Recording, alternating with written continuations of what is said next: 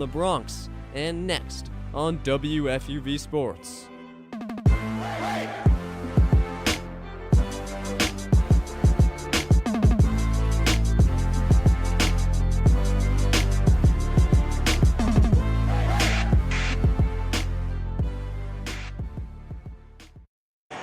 On a sunny Sunday in New York, it's Game 2 of the A-10 season. The 9-5 Fordham Rams playing host to the 10-4 Richmond Spiders. First win of the conference season up for grabs. Joe Henry, Tucker Austin courtside in the Rose Hill Gym, where two of the most storied programs in the Atlantic 10 do battle today. Getting set for a 12 p.m. tip, and both of these teams looking to rebound after losses on New Year's Eve. The lone matchup of the day in the A-10 world. All eyes on the Hill. We caught up with Fordham head coach Mike Magpio pregame to learn more. Coach, A-10 home opener and a chance to get your first win of A-10 play. What's the messaging been like to you guys the past couple of days to get that done? Just attack the game, just attack it, and it's not so much like the way that we're going to defend Rose Hill and protect home court as we're just going to go at these teams that come in here. And so just got to be a physical presence, start the game with some force, and be relentless throughout the game. Last game against Dayton, we saw the fruition of having two great rebounders on your roster in Whitbourne and Schulte. They both wound up with double digits in rebounds. How could controlling the boards contribute to a win this afternoon? It's going to be big, but they're big as well. Walls is about the same size as Jack, I think, and they come out with some size, and that they've been scouting that and making sure that they're prepared for that. And that's why I've been talking about relentless. We need a relentless 40-plus, whatever it's going to take, and just keep coming, and try to wear them down throughout the game. So, they play a lot of guys. They play 11 guys. Nobody plays more than 24 minutes on their team. So we're just going to have to have a gritty mentality to crush them on the boards, and that's got to be a key today. This is a Richmond team coming off of its most efficient offensive output on Wednesday. It feels imperative for you guys to be able to start strong offensively and land the first punch in the first half. What are the keys to doing that? Yeah, you got to score on these guys. They are great in transition, and if they are scoring the ball, now you're going against their zone press and they're slowing you down offensively. So you got to go at these guys a little bit. They switch everything, and so we got a plan to get the ball inside and ways to attack the paint. But you're right, offensively for us, Fordham's got to score on Richmond today to really turn the tables a little bit on them, because they are a forceful offensive team. They play faster in transition than you would think. A lot of his teams in the past have been very motion offense. They can do that too, but where they're sneaky good is they're very forceful in transition with number 2 Daughtry and number 6 Lopez, and then Argabright comes in and he's a cup of coffee when he comes in. He brings a lot of energy and force to the game. So we're going to have to do the same thing on the offensive end for ourselves. And another sort of key of this Richmond team is that they're very consistent across both halves of the game. Their total points in the first and second half are almost identical at this point. So how important is it to sort of maintain composure if you do get that initial punch early in the game, to just stick with it for the full 40? I think that's what we're learning about ourselves, is that we have a stick-to-itiveness, that we have a grittiness throughout the game. We've shown some poise in the last few games and moments where we needed to respond, and we did. But it's just stick to the game plan. We've prepared hard for this. We know who these guys are. Now, they got depth, and that's where it brings challenges, is like understanding who the shooters are, understanding who the drivers are, and understanding who the passers are. They're a little different. Their bigs are the playmakers, and then their perimeter guys are the scorers and the attackers. So, but we got to stand our ground in those moments and then come right back at them. Just like you said, Joe, we got to come back and score on these guys every time we have the ball. Coach, thanks so much. Thanks, guys. Attack, attack, attack. That's the mindset for these Rams entering game number 1 of the A-10 home season. That was Fordham head coach Mike Magpio pregame. Tucker, feels so important that these Rams start fast after a rough showing offensively, and what was still an impressive showing overall, shorthanded in a 63-56 loss to Dayton on Wednesday. Yeah, Joe, it's a pleasure to be with you this afternoon as the Rams get ready to take on the Spiders, and it was a really tight game last time out between these Rams and the Dayton Flyers. They were in it the whole game, thanks in part to the rebounding performance by Rika Schulte and Zach Whitbourne. Really just incredible work from the two of them, both in double digits in the rebounding. But for the Rams today, it's going to be about limiting fouls because last time out against Dayton, it wasn't a great game. They sent Dayton to the free throw line a large portion of the time. Dayton made 13 free throws to Fordham's 5. The field goal shooting as a full team wasn't great. They're going to have to control the boards today and score to match Richmond's consistent offense. We'll see if the Rams can hang around for the full 40 minutes today against the Spiders. It feels like consistency is the brand of basketball that Richmond plays. They're top half of the country in just about every major statistical category, even if they're not exceptional in a lot of those categories. Well, plenty of storylines to dig into, but first, lineups out for both sides, and the injury report continues to be the central storyline for Fordham. Pre-game player availability denotes 3 absences for the Rams. Abbas Bodija will miss his second game with an ankle injury. Ryan Pettis misses his 9th game in a row with a concussion. And Rora Kaur will miss his first game with injury. He rolled his ankle against Dayton after just 12 minutes. A big absence for the Rams, now paper thin at the wing position. Chris Henry was listed questionable with his concussion. He warmed up. He is not starting, but he is dressed. We'll see if we can go off of the bench. So the 5 for Fordham, a new one and a big one. Marcus Green joins Day Reeves in the backcourt. Akira Jacobs at 6'11" will play the 3, and Jack Whitbourne will earn his first start as a Fordham Ram, joining Rika Schulte in the front court. Makes a very big starting lineup. Over on the Richmond side, same 5 as they ran out in a 99-85 loss to GW on Wednesday. Junior Mikkel Tyne, the 5'10" sharpshooting point guard. Senior transfer Will Johnston at 6'3", coming off a 20-point outburst. Graduate transfer AJ Lopez leads the Spiders in scoring. Queens native making his return to the city. Jaden Daughtry has caught fire recently and moved into the starting 5 last week. And then Mike Wall is the big center for these Spiders as we get set for the tip, the A-10 home opener of the 2025-26 season. Jack Whitbourne and Mike Walls, center court. And we're underway. Tip won by Whitbourne, secured by Fordham. And the Rams, wearing their home whites, will move right to left to start the game. Day Reeves on the left side of the floor draws the matchup on Mikkel Tyne. Takes a right side screen from Whitbourne. Finds a curling Green on the right corner. Bounce pass inside. Schulte has some trouble with it. Posting up Walls, kicks out. Jacobs, near side corner, triple, no good. Offensive rebound. Schulte finds Reeves wide open. His triple off front iron, but tipped out by Jacobs. And a third chance for Fordham on the opening possession. Yeah, the rebounding already a huge part of Fordham's game early in this one. Green on the right wing with 10 to work. Green driving on to bigger Daughtry. Steps inside, floats, loses the handle into the hands of a Spider. A turnover. Will Johnston will take it the other way. Richmond's first possession of the day. 50 seconds elapsed here from Rose Hill. Mikkel Tyne on the left side of the floor finds the big man Walls. Walls on the low block, kicks it out back to Tyne. Tyne drives by Reeves, dump off past Walls. He's a shooter, takes it top of the key and drains it. Mike Walls gets the scoring starting. 3-0. Richmond. Walls 11 for 28 on the season from three-point range, make it his 12th on the year. Gives Richmond a 3-0 lead. 6'11" big man that can stretch the floor. Day Reeves looking for Fordham's first score. Finds Schulte top of the key, curling towards his left, now picks up his dribble. Looking for options in the post, floats one inside to Jacobs. Picks a pass inside Whitbourne. Whitbourne, restricted area, spin move, step back, fadeaway is pure from 8 feet out. It's a really pure shot from Whitbourne in his first start as a Ram. Jaden Daughtry on the run the other way. Reverse layup hits off the top of the backboard, comes back towards the court, is batted out of bounds. It will be Fordham ball as Daughtry tried to ramp up the pace on Jack Whitbourne and was contested nicely. Whitbourne, such a huge addition to this Ram roster. Obviously injured to start the season this year, but once he came back, added so much height and really just so much experience to this team. Rams with the ball, down 3-2 with 18:09 left to go in the opening half. Richmond throwing a full court press at these Rams as Dayton did for a full 40 minutes on Wednesday. Fordham short ball handlers. Whitbourne tries to find Schulte from the right side of the floor, has it stolen away by Johnston. Richmond moving. Here's a triple try, left wing, no good. And rebound Fordham. It was AJ Lopez on the try. Left wing Reeves finds Whitbourne top of the key. Offs a pass right side Jacobs. Jacobs cross-court pass is deflected and picked off. Johnston on the steal. Richmond moving the other way. Finds Walls. Trailer. His 3 is good. Mike Walls with 2 triples early to put the Spiders up 6-2 with 17:23 left. You can't leave a guy like Mike Walls that open at the top of the key, Joe. He stands at 6'11", but bigs, just like in the NBA at the college level, are starting to develop a three-point shot. He's made 2 of those today.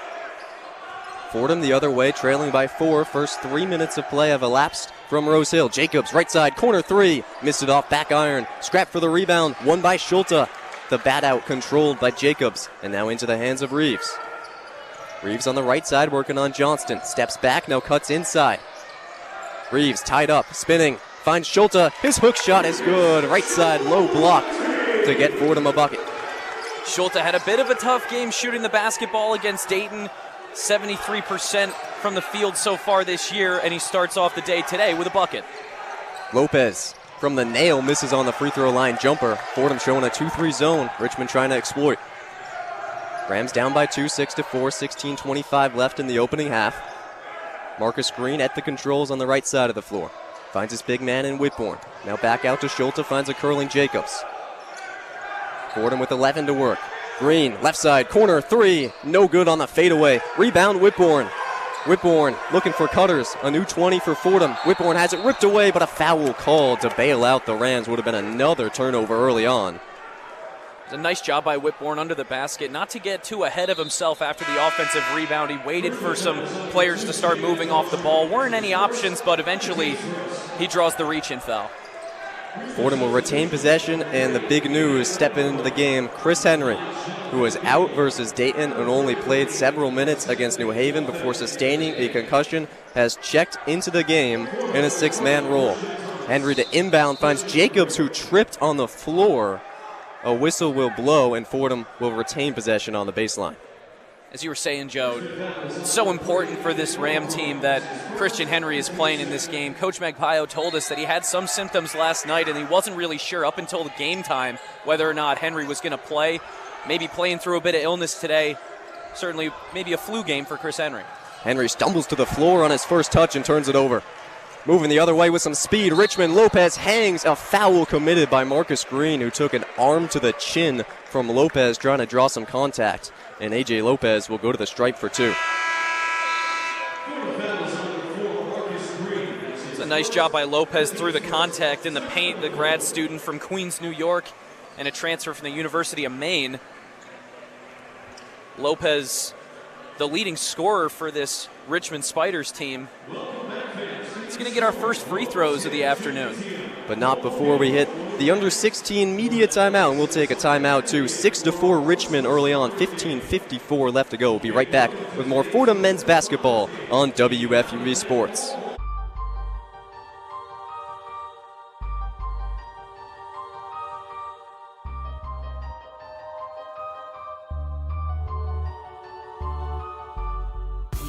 What's up, everyone? I'm Brendan Shorey.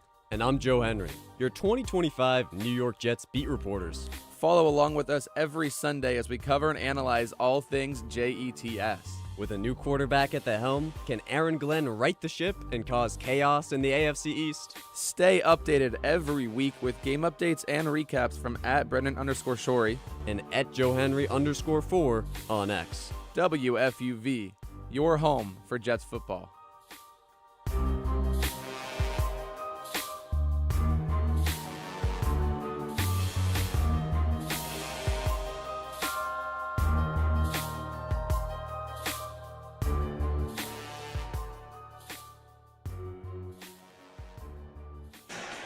Joe Henry, Tucker Austin back inside the Rose Hill Gym, celebrating its 101st birthday later this month.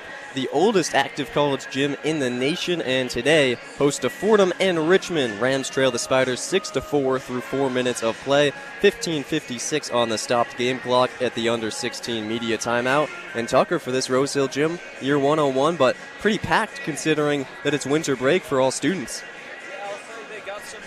They got a few people in this gym, a few more than usual, Joe.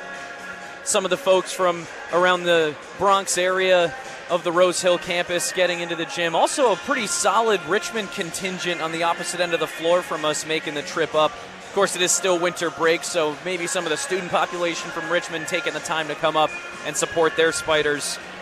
Richmond, you know, they've made a couple of runs to the NCAA tournament over the past decade or so that's kind of gotten them a lot more known on the national scene. to the extent where it would be a pretty nice feather in the cap of Coach Magpaio early in his career here at Fordham to get a nice win at home against this Spiders team. It's been plenty competitive in the Atlantic 10 for some time now. Would be the biggest win of the season so far for Fordham and of Mike Magpaio's coaching tenure. This Richmond team has been so good for so long because Chris Mooney has been the head coach for this program for 21 years, and boy, has he been excellent with these Spiders. Most wins in Richmond history as a coach, 3 A-10 championships in his tenure. They made the NCAA tournament a couple of times, make it 3 times in 2010, 11, and 22, and hoping to do so again this year. AJ Lopez at the line for the Spiders. Hits his first at the line. He will get a second off of the shooting foul committed by Marcus Green before the break. Lopez in and out on a second. Rebound secured by Jacobs. Lane violation called on the Spiders. Will be Fordham ball. And early in this game, Joe, I'm nervous about Fordham's three-point shooting because they've started 0 for 4. They shot 26%, shooting 34 three-pointers against Dayton. That was more than double the number of three-pointers that Dayton took in that game. Fordham really needs to start knocking them down from beyond the arc if they're going to take as many as they do. Yeah, and to play to your strengths. You're a big team. You're running a lot of big men. You got to get inside. It's what Schultz is doing here, bodying up his defender and hitting on the lefty lay. 7-6. Richmond on top, 15:30 to go in the first half. Right on cue, Joe. Rikas Schulte takes it inside and scores in the paint for the Rams, using his size in the interior. Second unit in for the Spiders. There's Jonathan Beagle, finds Aiden Argabright. He's going to step inside from the left elbow and miss on his jumper. Currently the leading contender for A-10 Rookie of the Year, coming off the bench for the Spiders. Now what a talented freshman to be the third leading scorer on this Richmond team. Schulte, top of the key three. Oh, it nearly went down off the front iron, back iron, and out for the Fordham big man. Don't see that too often. Richmond the other way. Lopez, top of the key, floats a pass to Beagle at the right wing. Lopez gets it back, drives by Henry, stops in the low post, finds Beagle. Back to Lopez, 13 to work still. Right wing, Johnston, triple try, no good. Rebound, Jacobs. That was a great contest by Marcus Green. The closeout was immediate on Johnston. Did not let him get that shot off without a hand right in his face. Fordham defense suddenly in, still 7-6 Richmond, 14:35 in ticking in the opening half. Rikas Schulte at the top of the key, looks for a dribble handoff, finds Green. Green curling towards the center of the floor, hop step inside, 10-foot floater is pure from Marcus Green to give Fordham its first lead. And Marcus Green struggled plenty against Dayton as well, looking for a little bit of redemption here at the Rose Hill Gym against the Spiders. Richmond with it, Rumaglu on the right side, checked in. UConn transfer, won 2 natties with the Huskies. Now Lopez, left side of the floor, finds a cutting Beagle towards the center of the stripe, guarded by Schulte. He's blocked, but a foul called. A mammoth rejection from Rikas Schulte on an attempted fadeaway hook shot, but instead it's going to be two shots at the stripe for Richmond. Yeah, close on it for Rikas Schulte, but not quite. The Fordham bench certainly thought that he got plenty of basketball. They were all standing up, getting ready to celebrate that block. Jonathan Beagle, though, he hasn't started a game yet this year for Richmond, but you could say he's broken out a little bit this season, playing much better. Scoring 7.3 points per game. He misses the first, though, at the line. Beagle is senior from Hudson Falls, New York, and a transfer from the University of Albany. But he's really made a big step up this year compared to last. Yeah, it's a Richmond unit that plays as big a rotation as you'll see really anywhere in the country. They're on an 11-man, sometimes 12-man rotation. No single player gets more than 25 minutes a game, almost unheard of in today's day and age. And Jonathan Beagle, a key piece to that as he misses both at the line. Beagle averaging 7 points, 5.5 rebounds in just 16 minutes per game. He's been a beast on the board in the minutes he has gotten this year. So an empty trip from Beagle. Fordham still clinging to an 8-7 lead, 13:45 to go in the first half. Chris Henry on the right wing tied up, finds Reeves at the logo. Reeves cutting left side towards the middle of the floor, spinning to his left, missing on the finger roll layup, and Akira Jacobs called for a push on an attempt for the rebound. It will be Richmond ball. Yeah, the freshman Will Harper III took all the contact from Akira Jacobs. He tried to argue that he was just running back on defense or towards the basketball, but I think he caught enough of Harper, bringing him to the floor to pick up that shove. Yeah, Harper's been a storyline lately. He's only played 5 games this season, but seems to be rising the ranks. The freshman out of Gonzaga College High School, now the home of former Fordham head coach Keith Urgo. Guard has brought a little bit of extra juice off the bench for these Spiders. Richmond with the ball looking to take a lead. There's David Thomas checking the game as the ball poked away by Reeves. Into the hands of Louis Lesmond, checked in for Fordham. Lesmond finds Reeves, ball's tipped away. It will stay with the Rams, but a fast break opportunity missed for Fordham. It's actually a pretty impressive job done there under the basket. Yeah, that was Will Harper III who broke up that passing lane. Henry off the inbound.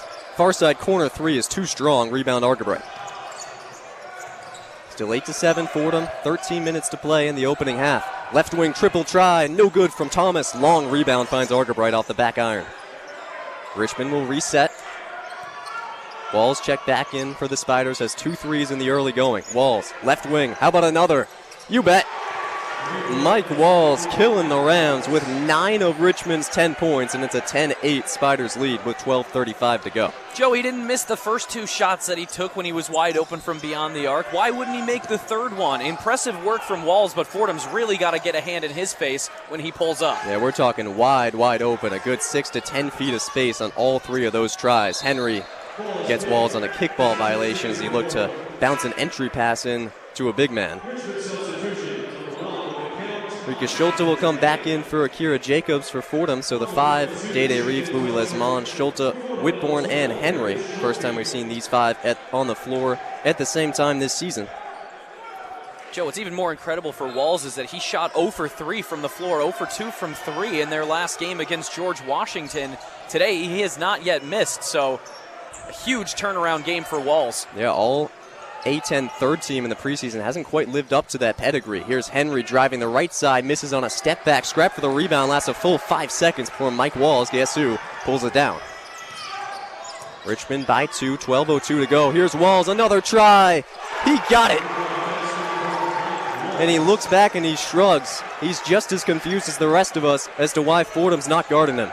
Joe, he was just as open as the first 3 on that 4th one. Reeves comes screaming down the other end and hits a lefty floater. Cut the deficit to 3, 13-10 Richmond. Again, Walls has 4 3-pointers in 8 minutes and a half of play. Lopez, left corner, you bet on the triple. That was David Thomas cashing in. And Rika Schulte did get there in time to put up a contest for that shot, but it did not matter. Thomas knocking it down with Schulte in his face. Richmond has 5 field goals, all from 3-point range, with 16 points in the first 9 minutes or so of the first half. An offensive foul called, make it a defensive foul on Richmond. So we'll stay with Fordham. The Rams suddenly trailing by 6, 16-10 Spiders with 11:18 to go in half number 1. Some things to clean up on the bench as Fordham has left the perimeter wide open. But before we address that, we kick it back to the Rose Hill Studios. Sam Giangrande has a one-on-one scoreboard update. The one-on-one scoreboard. Hello, New York City.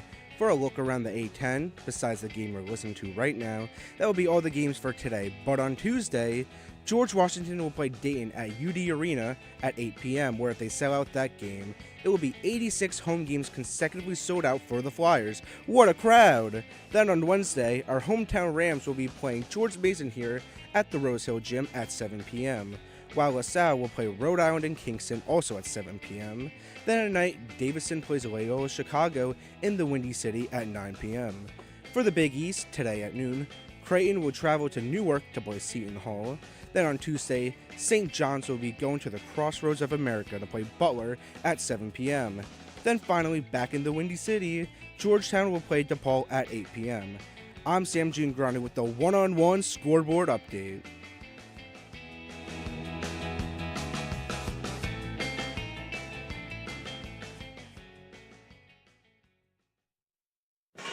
Sam, thank you. You'll hear from him a few more times, including our one-on-one halftime report coming up at the break.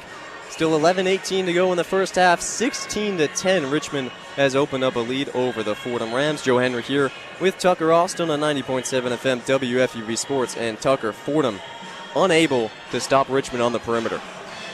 Yeah, Joe, and the story has been all Walls today for the Richmond Spiders. Mike Walls has just been lights out to start this game, and it's not because he's been making shots with defense on him, though. The Rams were, or at least so far, they've seemed pretty intent on leaving him open.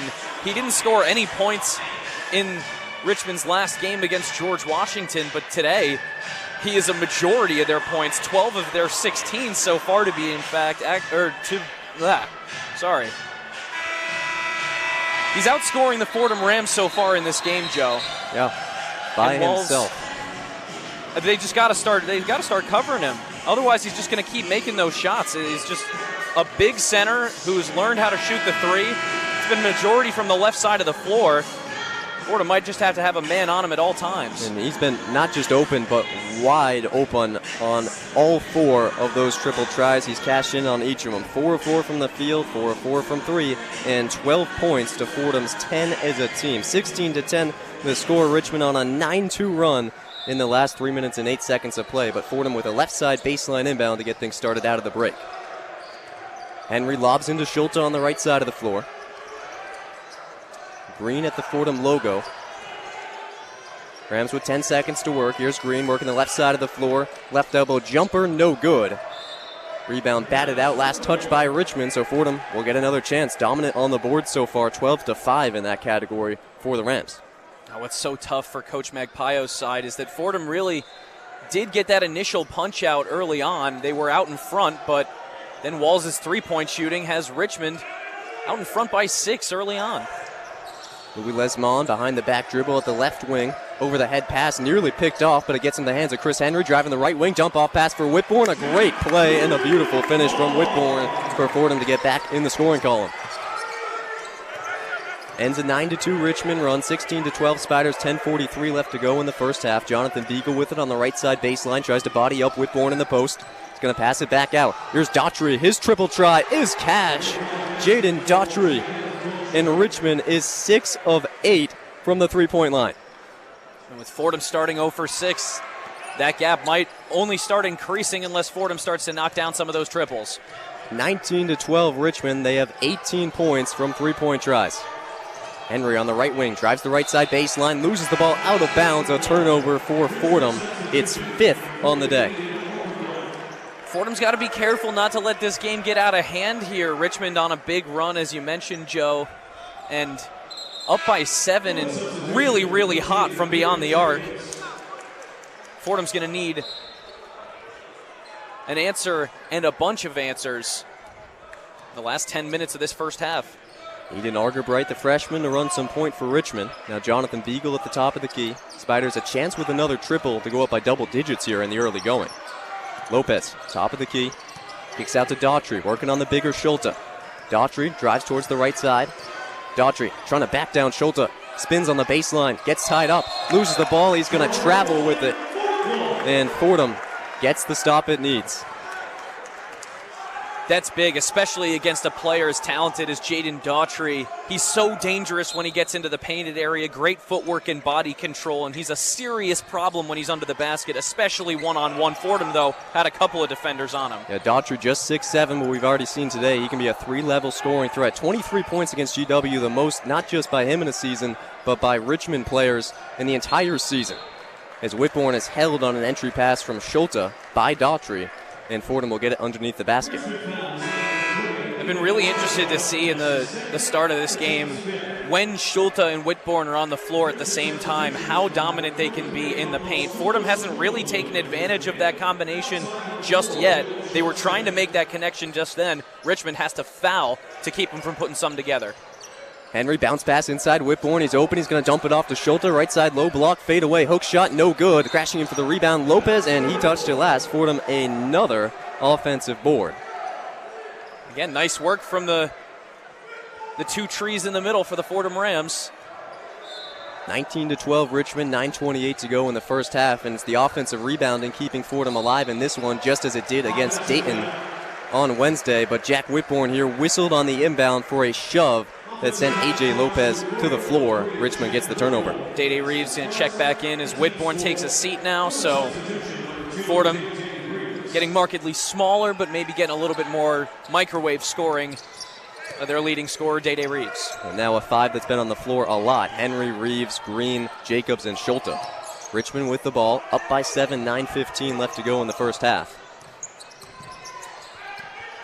Rumaglu finds Beagle. 10-foot flip shot is good, and Mike Magpayo needs a timeout. That was a really nice little action in the paint from Rumaglu and Beagle. Almost a give and go, not quite, but bounce passing inside near the low block. Beagle wound up open right on top of the A10 logo at the top of the painted area. Knocks down the 2, and Richmond taking advantage of Fordham's really just their sort of inability to make three-pointers and struggle from the rest of the field.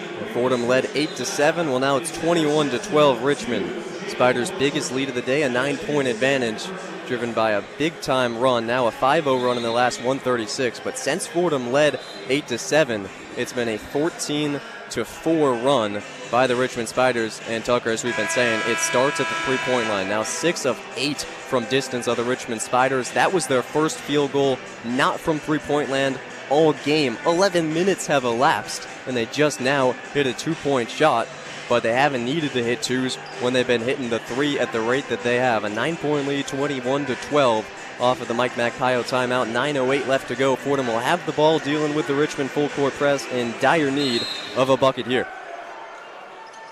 Henry will run the baseline and find Reeves. Reeves dealing with a double team, kicks it out to Green, and Fordham breaks the press. Now Jacobs has a fast break opportunity, gets fouled, misses on the layup, but will go to the line for 2.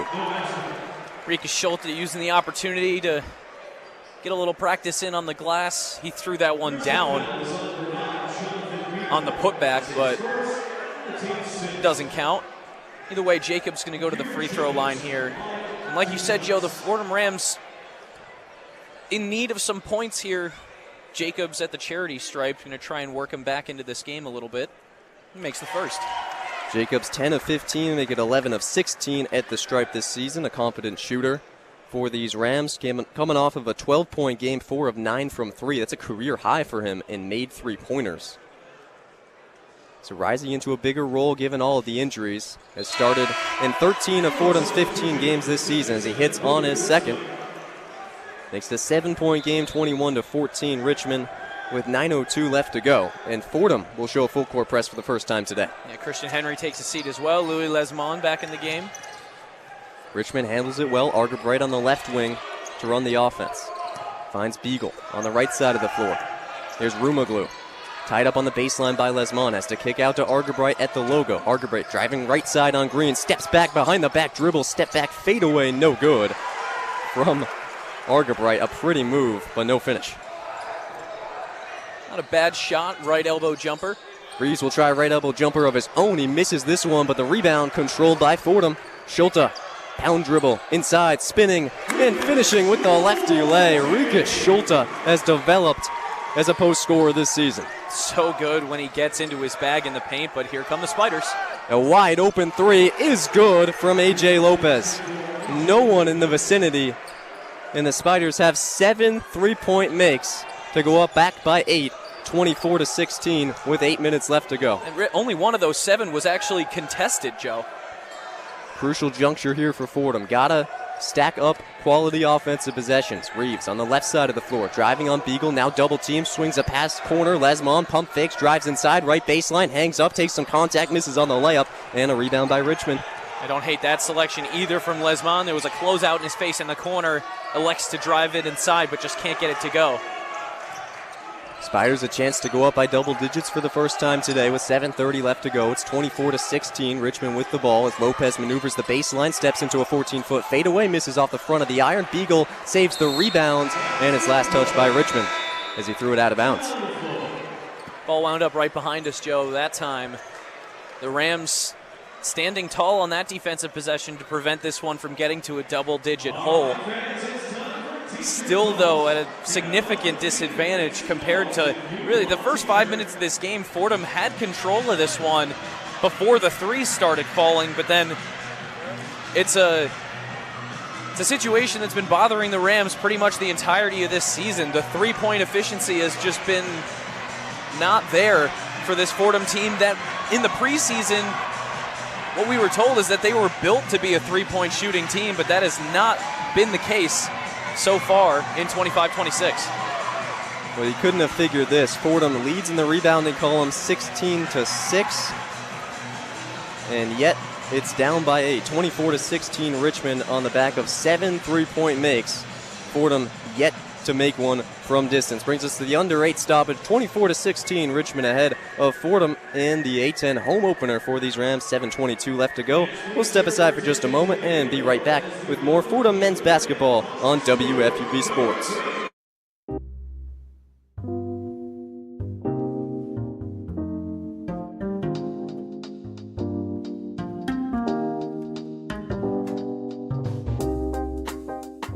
I'm Kurt Sippel, telling you to tune into One on One, New York's longest-running sports call-in show. Catch us live every Saturday on our WFUV Sports YouTube Live from 11 a.m. to 2 p.m. and later on 90.7 WFUV from 11 p.m. to 2 a.m. We break down the week's latest headlines with our collection of tri-state area beat reporters, along with interviews with your favorite athletes and media personalities.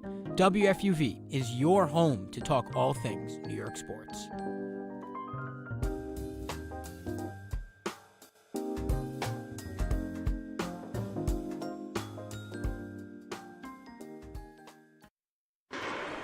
Joe Henry, Tucker Austin back inside the Rose Hill Gym celebrating First Responders Day here in the Bronx. Teams honoring first responders in the police force, fire department, and emergency medical services. Well, with 7:22 left to go in half number 1, Fordham needs a fast response. Down 24-16 to these Richmond Spiders, and you couldn't have figured it. Fordham leading 12-2 in points in the paint against a Richmond team that has struggled with its interior defense, and yet the Spiders have an 8-point advantage, Doug.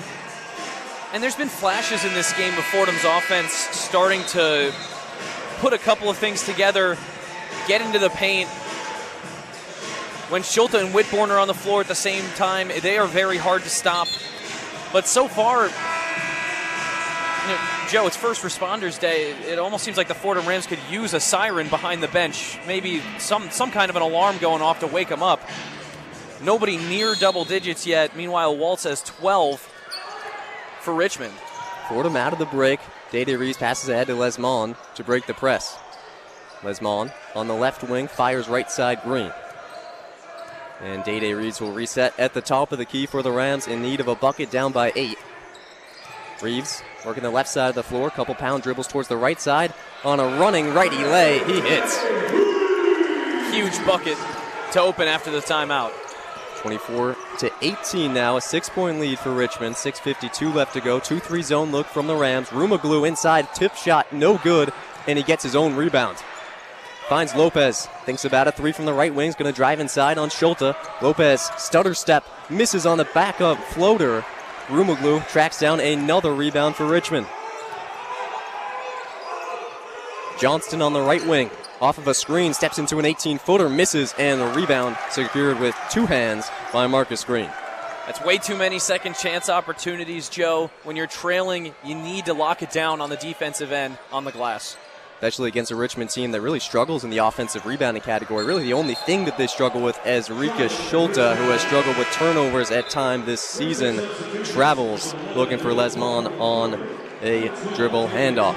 Schulte also looking at the bench maybe for Coach Magpio to have a look at that one, but did seem like he maybe took a step. He was moving pretty quickly from his right to his left and hesitated on the initial pass. For as great as Schulte has been all year, turnovers one place to improve, 1.9 a game for the big man. Rumaglu on the left wing had 2 offensive rebounds in Richmond's last possession. Now he thinks about a 3, but is covered well by Marcus Green. Fordham still in that 2-3 zone. Mikel Tyne back into the game with 8 seconds to work. Kicks it out to Thomas, now inside to Rumaglu. Rumaglu with 5 on the right wing. Thomas now inside. Walls at the nail. Fadeaway jumper, no good. Great defensive possession, but Richmond gets the rebound. Will Harper on the offensive glass. Cutting inside, Tyne finds Harper, right wing, open 3. Rims out. A miracle for Fordham. That is a huge break for the Rams. Another situation where they're just giving too many second chance opportunities to the Spiders, and they lucked out again this time. Reeves the other way, step back jumper from the free throw line, can't get it. A foul called on the floor as Rika Schulte hit the deck, and Fordham will secure another offensive board. This is really good to see, though, for the Fordham Rams after that break at 8 minutes to go. things were starting to get a little bit out of hand, nearly got to a double-digit lead, but now they've started to lock things down a little bit more on the defensive end. Still giving up too many offensive rebounds, but as long as they can just keep Richmond from finding the bottom of the hoop, Fordham can slowly work their way back into this one, try to close it out before the end of the half. Schulte connects on the first of his 1-and-1. Fordham into the bonus with 5:21 left to go. It's 24-19 Richmond, and that's a way for these Rams to claw back into the game. Already 7 personal fouls from the Spiders, and you get a big man like Schulte who shoots at a 77% clip from the line with a chance to make his second here. This one off the front of the iron. Schulte almost gets it back. They're going to call a jump ball as Schulte got in the mix off of his own miss.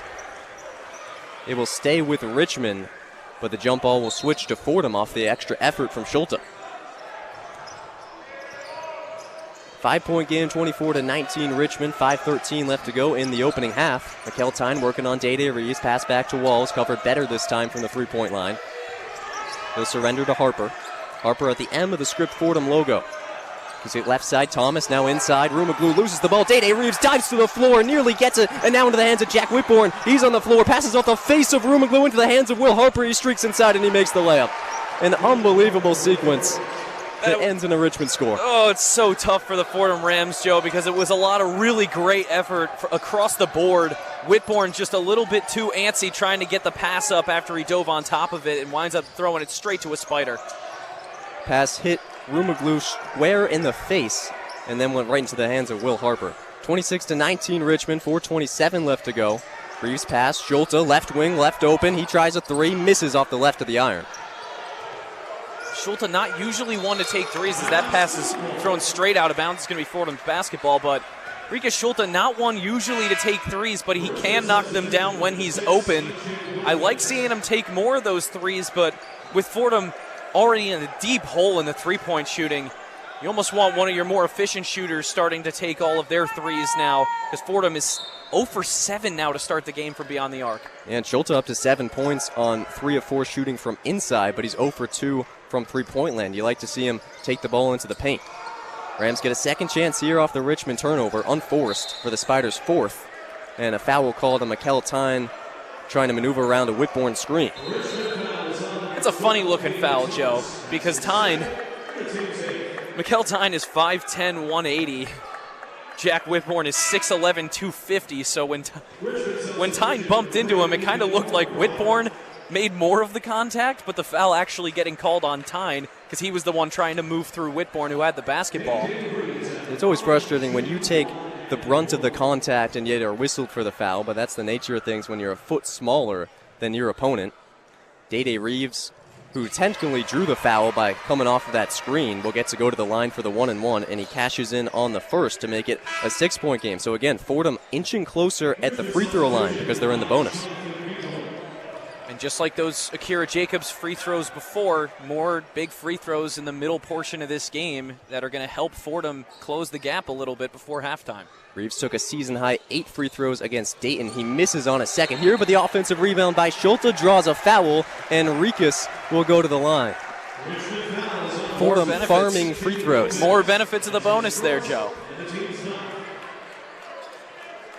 Schulte going to go to the line, and as you mentioned before, a pretty solid shooter at the free throw line. Should maybe stay away from the three-point line, but the free throw line is exactly where Fordham wants him. Anywhere where it's maroon on the floor, Joe, you just like to see him around that spot. That's the painted area for Schulte as he misses on the front end of the 1-and-1. Gets his own rebound despite a jersey tug from Harper. Bounce pass inside to Whitbourne. Reverse layup. He missed it. And a rebound secured by Lopez. Richmond the other way. A little bit too much on that reverse layup with one hand from Whitbourne. Spiders with the ball up by 6, 26-20. 3:50 left to go in the first half. Back cut from Harper, and the layup spins in. A pretty find from Jonathan Beagle. Yeah, a really good play all around, too. Will Harper III getting open underneath the basket and losing his defenders. Nobody knew he was running baseline. Richmond back up by 8, 28-20. 3.5 minutes to play in the opening period. Reeves inside. Schulte has it poked away, but a foul called. It's double bonus time for these Rams. Boy, Richmond just getting really sloppy on the defensive end. They're trying to stop Fordham from finding half-decent looks on the other end, really any decent look of any kind. Almost a mentality of don't let them see the ball go in, but Fordham is using that and flipping it right on Richmond's head with the free throws, although Schulte did miss his. Now in the double bonus, so it's a guaranteed 2 shots regardless of if you miss the first one. A story brewing here. A Fordham team that has the 3rd worst free throw rate in the country, pretty much means that they don't go to the line at all, is clawing back against Richmond by getting to the free throw line here in the bonus. 28-20, the Spiders lead with 3:27 left in the first half. As we check in one more time with Sam Giangrande, here's a one-on-one scoreboard update. The one-on-one scoreboard. Oh, hey y'all, Sam here. Let's take a peek at some NFL Sunday football.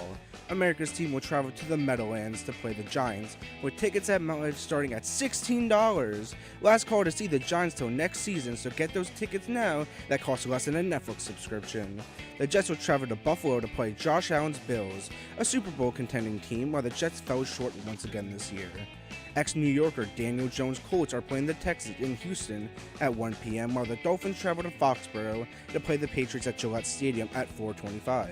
The Patriots being another Super Bowl contending team. The Cardinals play the Rams in LA at 4:25 p.m., and the Chargers go east to Denver to play the Broncos.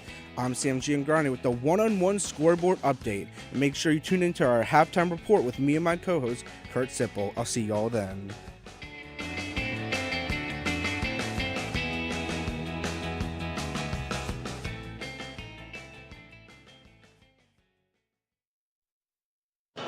Joe Henry, Tucker Austin, courtside in Rose Hill. 28-20, the Richmond Spiders lead over the Fordham Rams in Fordham's A-10 home opener for the 2025-26 season. And Tucker, it's a game that, as many have this season, defies logic a little bit. A Fordham team leading in points in the paint, 14-6. A Fordham team that's already snared 10 offensive rebounds and leads in total rebounds 21-12, and yet is trying to claw back from an 8-point deficit. It's the first game of the new year for these Fordham Rams, Joe, but we've already got a weird one on our hands. Like you mentioned, I mean, they're dominating in terms of the rebounding with advantages in both defensive and offensive rebounds. However, the Rams also leading the turnover category, but dominating in the paint. A couple of steals to their name. The Rams have gotten a bit better in terms of their shooting from the floor, but still yet to make a three-pointer. Meanwhile, Richmond has kind of been riding that early heater from Mike Walls, but since then have cooled off tremendously. And the Fordham Rams, with Rika Schulte at the free throw line, have a chance to close the gap here a little bit in the double bonus with still 3.5 minutes to play in this first half. And that's the recipe for success for these Rams in the final 3:27 of play before we hit the locker room. Schulte hits on his first. Fordham 5 of 8 from the free throw line so far, so still an inauspicious percentage, and that's been a theme this season. Fordham shooting just 66.7%, 2 of every 3 from the free throw line. That's bottom 40 in the country. Schulte nets his second, so he does his job, and it's a 6-point game, 28-22. Richmond still on top, 3:24 to go. Much better trip to the line for Schulte that time than his previous ones. A nice little confidence builder there. Maybe can draw some more fouls later on in this game. Good news for Richmond, 10 fouls spread among 8 different players, so no one in foul trouble yet. As Jonathan Beagle has it at the right wing for the Spiders, finds a cutting Tyne on the baseline, nearly loses it out of bounds, and he does. Another turnover from Richmond. Yeah, the junior guard from Toronto, Mikel Tyne, looked like he lost his footing a little bit when the pass initially reached him, and then took his eye off the basketball, wound up bobbling it a little bit until his foot was on the line. Day Reeves with the ball. Fordham trailing by 6, 28-28, 28-22 rather. 2:50 left to go. Whitbourne right side, low block, posting up Beagle. Has the size advantage, uses his elbow to create separation, but kicks it out. Reeves, left wing, 3, you bet! Day Reeves with Fordham's first triple of the day, and it's a one-possession game. Couldn't have come at a better time, Joe. Fordham in desperate need of their first 3, and who else but Day Reeves? Harper, right wing, kicks to Tyne, drives the baseline. Finds Lopez outside, his 3 is good. Rattles the iron and goes down, and Richmond answers right back. And an answer for the 6'5 guard from Queens. Henry the other way with some speed, lobs a pass inside to Schulte. Easy layup is good. Schulte got hit in the face, didn't get the foul, but Fordham's offense starting to churn here, down by just 4 with 2 minutes left to play in the opening half. Richmond's offense has stayed hot all half. Will Harper with the ball, the freshman, drives left side on Schulte, draws some space, takes a left elbow jumper and misses. Rebound Henry.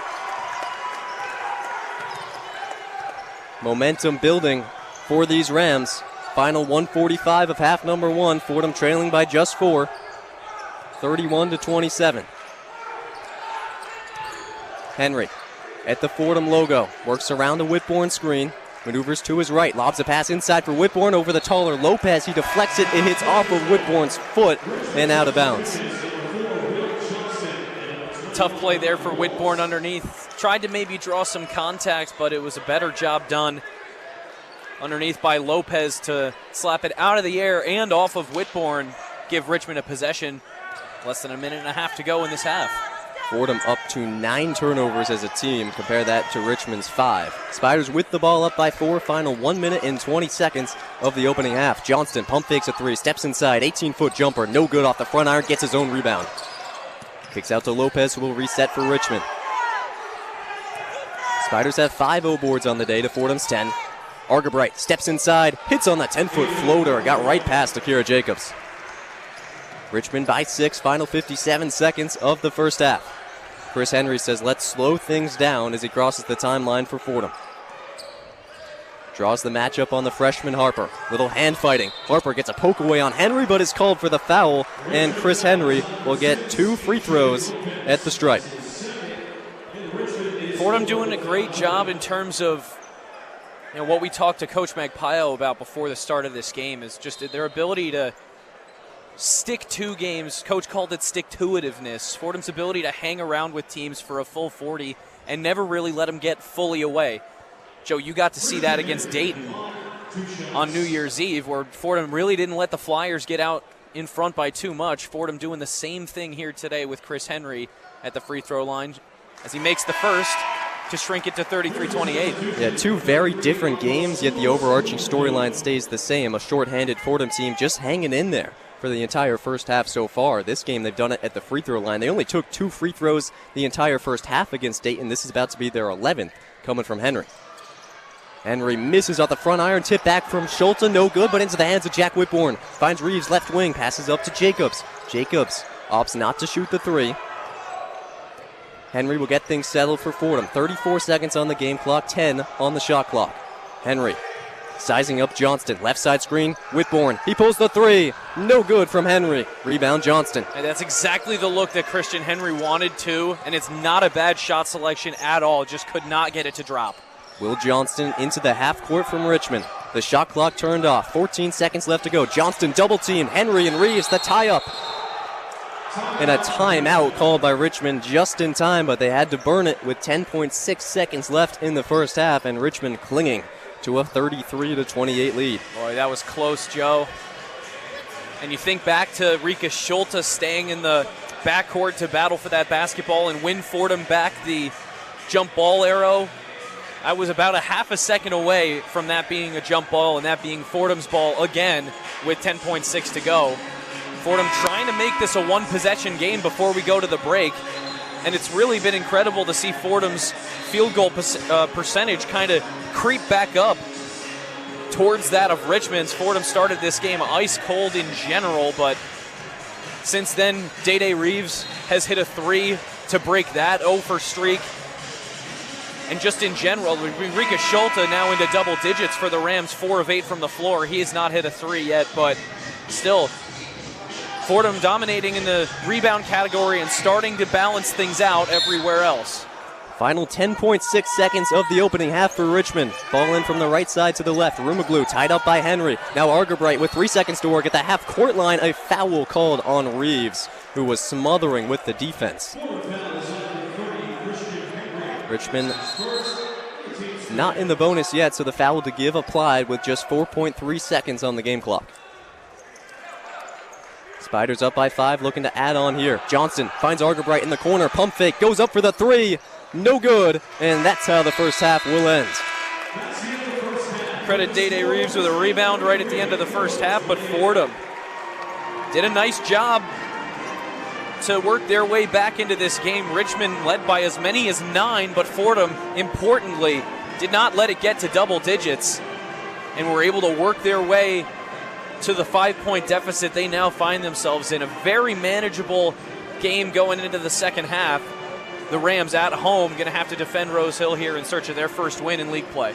Fordham started strong, was up 8-7 with 12:53 to go, but then had to weather a storm from the perimeter from Richmond. They led by 9, but now it's just 5, 33-28. And for a Fordham team that had held 3 straight opponents to under 60 points and then held Dayton to only 63, you have to be pretty happy that in the first half Richmond cans 8 threes and somehow only has 33 total points. They go 4 for 16 from 2-point range in this stingy 2-point defense from Fordham, keeping them alive, as well as the ability to draw some fouls. 11 personal fouls from Richmond in the opening half. It gets Fordham to the line 11 times, where they make 7, and as it stands, a 5-point game. 33-28 as we've hit halftime on Rose Hill. Don't turn the dial. We're sending it to Rose Hill for your one-on-one halftime report. Here's Kurt Sipple and Sam Giangrande. The one-on-one halftime report. Welcome to the one-on-one halftime report. I am Kurt Sipple, joined alongside Sam Giangrande for Fordham 28 to Richmond's 33. Sam, what an exciting half of basketball that we just watched from Fordham.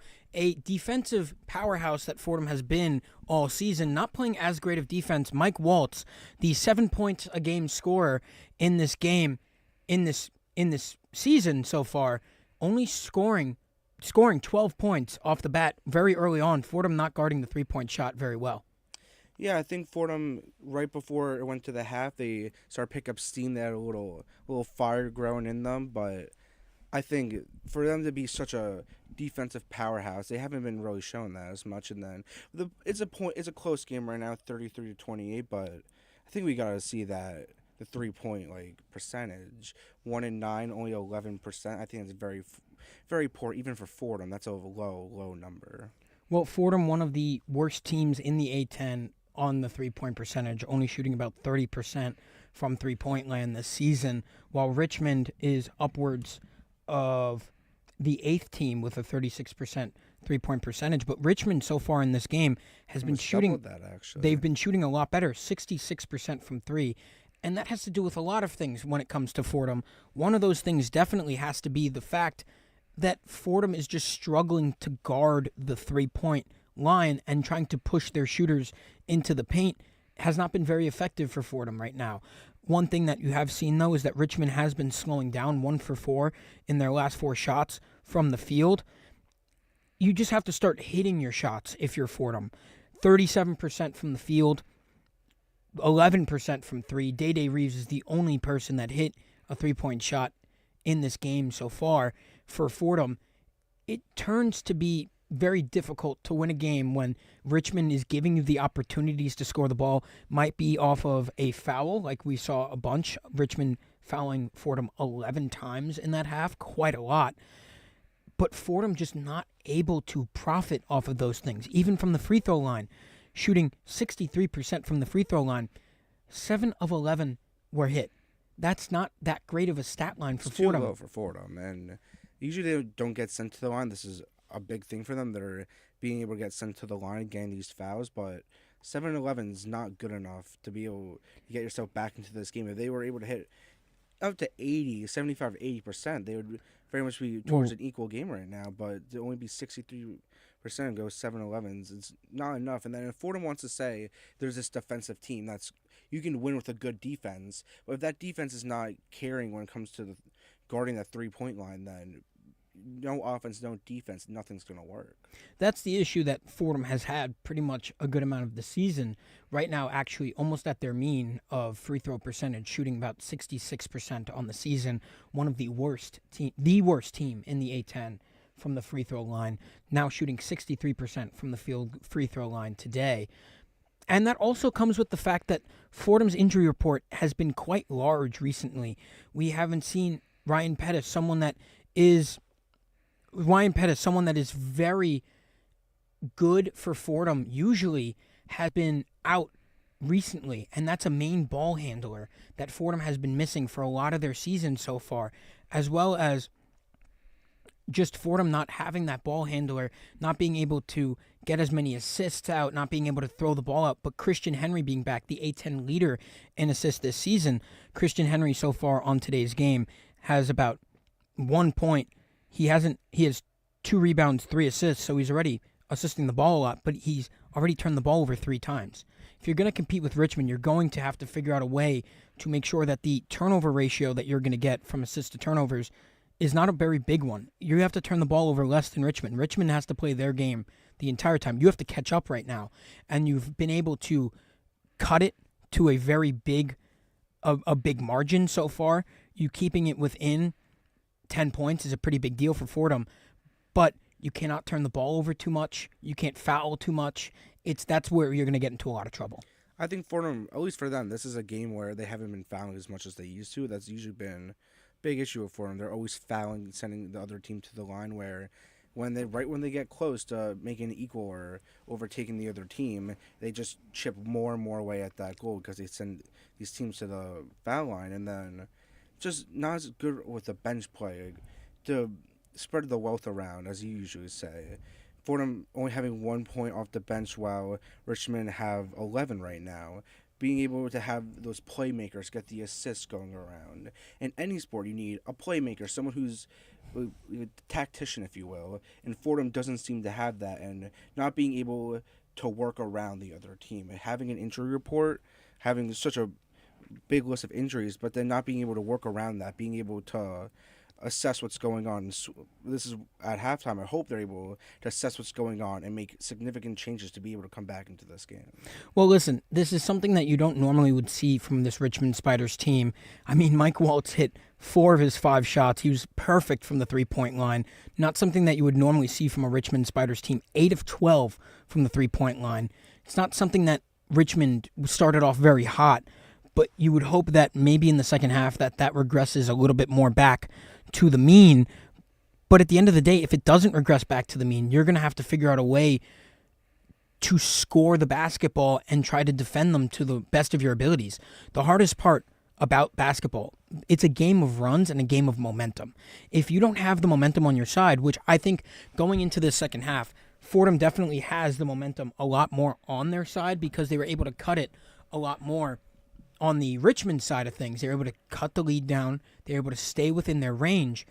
But you have to make sure that you are able to close it out at the end of the day. Like you were saying, Sam, things happen where Fordham has made mistakes. Against Dayton, they had every opportunity where Dayton was giving up the ball, giving them opportunities to score the basketball, giving them opportunities to get to the line.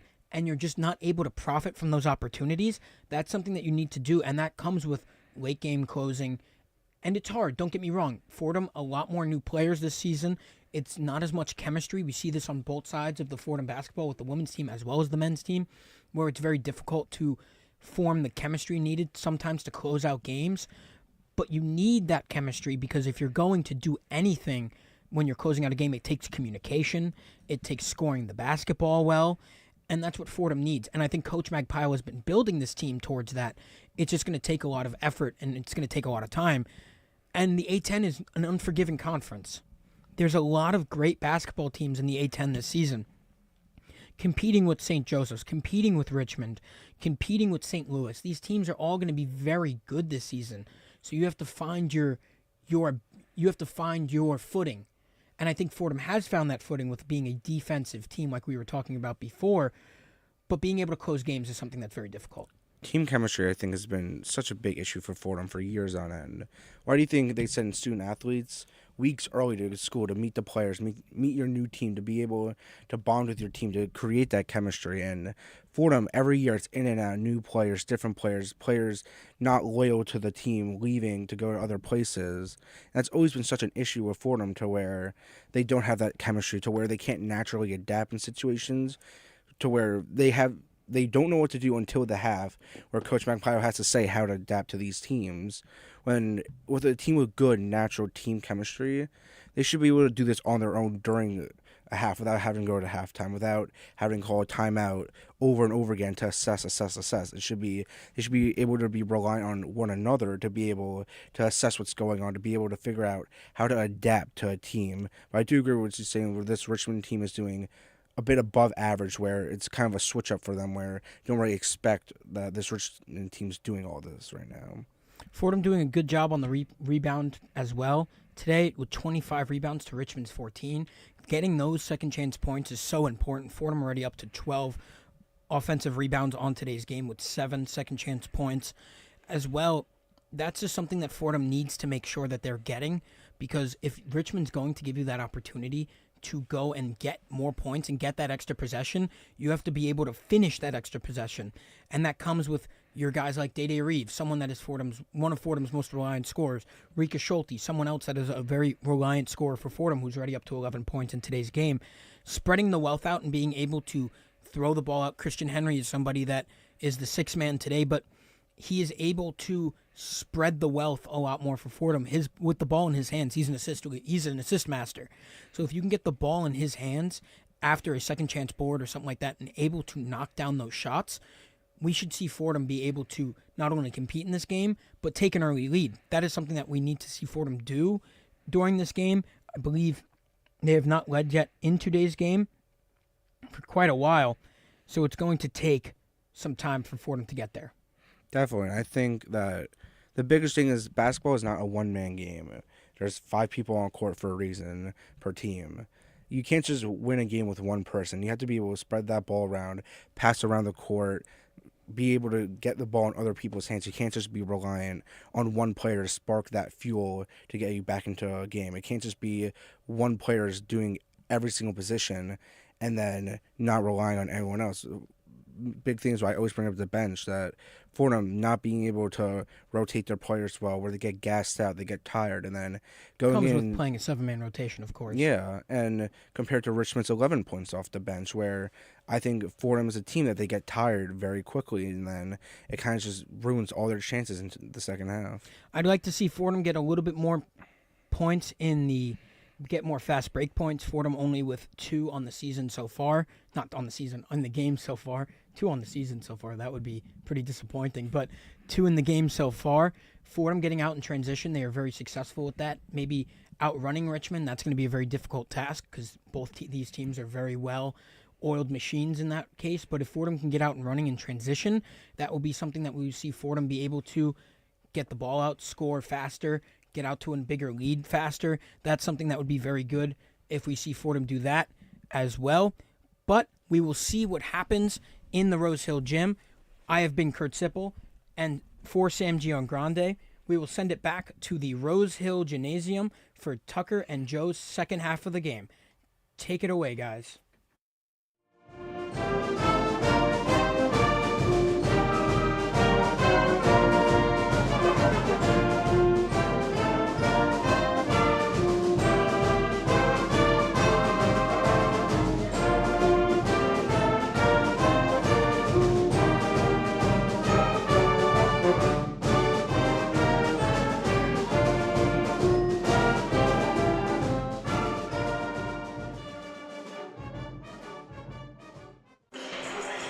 Kurt, Sam, thank you. 20 minutes down, 20 minutes to go from Rose Hill. It's the start of the second half of the A10 opener, and it's 33-28. Richmond over Fordham so far. Joe Henry here with Tucker Austin. Tuck, 2 teams fighting for their first win of A10 play, and so far on the Fordham side, it's Rika Schulte leading the way, 11 points and 9 boards, but Richmond with 8 threes and 13 points off of 9 Fordham turnovers has gotten it done on the road so far.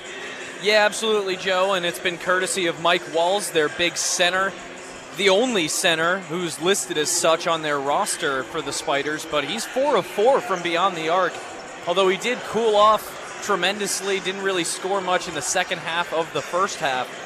He came out swinging to start this game, and all 4 of those threes gapped Richmond out to as big of a lead as 9 points. But for Fordham going into this second half, in terms of the three-pointers for Fordham offensively, it's got to be best looks only. They've had more success in this game inside the paint, leveraging their rebound advantage. At the moment, Fordham with 25, Richmond with just 14. Fordham certainly with the advantage courtesy of Schulte and Whitbourne.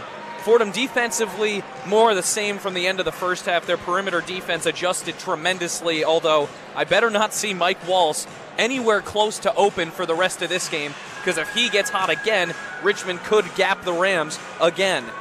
Although the Rams just got to take better care of the ball in this second half. They want to work their way back into this game. They're down by only 5, but it's been a 13-4 ratio in terms of the points off of turnovers. 13 for Richmond, just 4 for the Fordham Rams. Got to limit the turnovers and answer quickly when Richmond is able to string 1 or 2 buckets together unanswered by the Rams. Yeah, 9 turnovers for Fordham, just 5 for Richmond. Those 12 points from Walls coming on 4 threes, all taken in the first 9 minutes of the first half. He cooled off since then, but Fordham still down by 5, riding its points in the paint advantage. That's 16-6 there, and a bunch of trips to the free throw line. They drew 11 fouls on the Spiders. That's going to be a key for these Rams if they want to keep contending these final 20 minutes, which are about to kick off from the Rose Hill Gym. It's the home opener of the 2025-26 A-10 season for the Fordham Rams. 2 teams 0-1 in Atlantic 10 play so far. Each team lost on Wednesday to teams considered to be contenders in this Atlantic 10, and each team looking to change that here with its first win of the conference season. Fordham will start with the ball.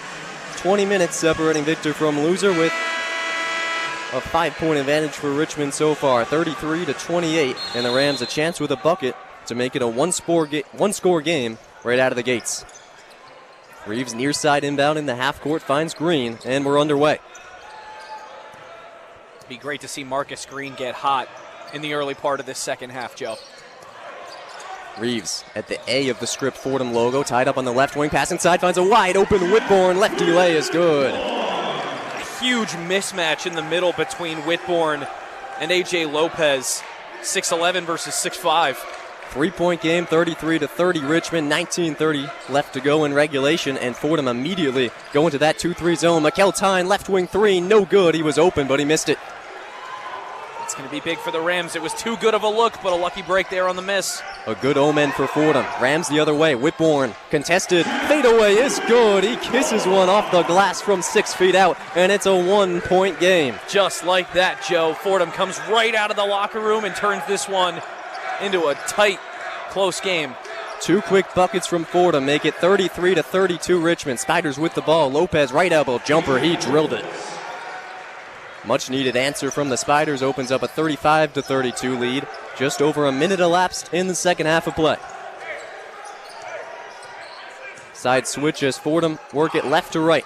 Marcus Green on the right side takes the screen from Whitbourne, nearly loses it, guarded by Daughtry, who's able to get it out to Reeves in the right side corner. Reeves driving the baseline and then kicking it back out. Finds Schulte, right elbow. He'll pop the jumper, and he'll can it.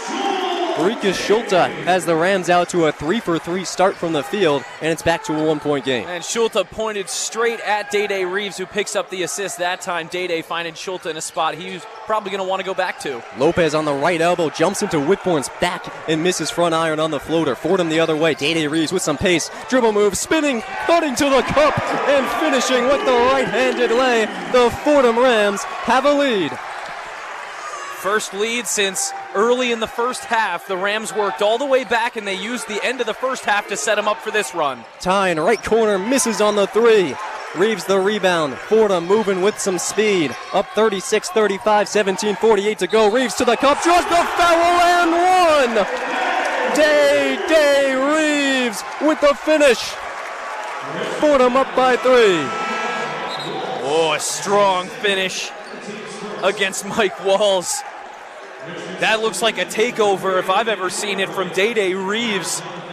Does it all himself on the last 2 possessions for the Fordham Rams. Takes the lead and then builds on it. He's at the line for a chance at a 3-point play. What a start to this second half. Reeves up to 12 points on 5 of 9 shooting. About to take his 3rd free throw of the game and make it to put Fordham up by a game-high 4 points. The biggest lead they've held so far in A-10 play. 39-35 Fordham, 17:40 left to go. Richmond with the ball down by 4. Rumaglu checked in the game for the Spiders, had an impactful first half, finds Daughtry right wing, drives by Jacobs, runs right into Whitbourne and finishes the layup. Tough finish from Daughtry. Back to a 2-point game. And not much Whitbourne could do there other than just put his large frame in there and hope for the miss. Any contact would have drawn a foul. Fordham 5 of 5 from the field to start the second half. Looking to continue that here. Whitbourne, left elbow extended, finds Reeves. Day Reeves, the hot hand, working on Daughtry, slings a pass inside to Schulte. Near side block, pass to Whitbourne, poked away by Rumaglu, a turnover. Yeah, not a bad idea there from Schulte, but better defense that time from Rumaglu at the baseline. Rumaglu, top of the key, pump fake. Gets Jacobs to bite, steps inside, misses on the floater, rebound Schulte. Not the first time he's tried that floater working into the paint, but hasn't really gotten it to go so far. Rumaglu, a solidly talented three-point shooter, not known as much for his work in the interior. Fordham will set up a play up 39-37, 16:35 left to go in the second half. A big run to start the second half for these Rams. 10 seconds on the shot clock for Green at the right elbow. Drives by Argerbright, draws contact from Daughtry, and finishes with a pretty lay. Marcus Green has Fordham back up by 4. And this is what Fordham really needed, is Day Reeves and Marcus Green both starting to hit their stride at the same time. Beagle checked in the game, bounce pass, finds a cutting Rumaglu. Argerbright, left wing, steps inside, misses on the 2, rebound Whitbourne. Another miss by Richmond. They've been ice cold to start this half, and Fordham is taking every advantage. Fordham by 4, 41-37, 16 minutes left to go. A huge first 4-minute outburst for these Rams. Marcus Green at the top of the key, finds the hot hand in Reeves. Far side corner, bounce pass, entry to Schulte. He loses the ball, got poked out of bounds on the baseline. Fordham will retain possession, and we can catch our breaths. What a run for these Rams, 9-2 in the last 3 minutes and 9 seconds of play, and Fordham holds a 41-37 lead over the Richmond Spiders. I wouldn't even call this a textbook start to a second half, Joe. This is almost an improbable start to a second half. After the way they started the first half and the way most of the first half went, you wouldn't expect the Rams to open the second 6 of 6 from the floor. They haven't missed yet as a team. But just like I said, Joe, they haven't been taking the threes that wind up ruining the field goal percentage a little bit early on. They haven't taken any threes, in fact, yet in this half. They've been getting the ball into the interior, scoring inside where they know that they can. Meanwhile, Richmond has gone on a cold streak, and that's allowed Fordham to retake the lead. A Fordham team that has long frustrated logicians went 35% from the field against Dayton, its second lowest output of the entire season. Shot just 37% from the field in the first half against Richmond, and is, guess what, 6 for 6, 100% to start the second half, and that has Fordham out to its first second half lead of the A-10 season. 41-37, the score over Richmond. Still 15:48 left to go. We'll step aside for just a moment. You're listening to Fordham men's basketball on 90.7 FM, WFUV Sports.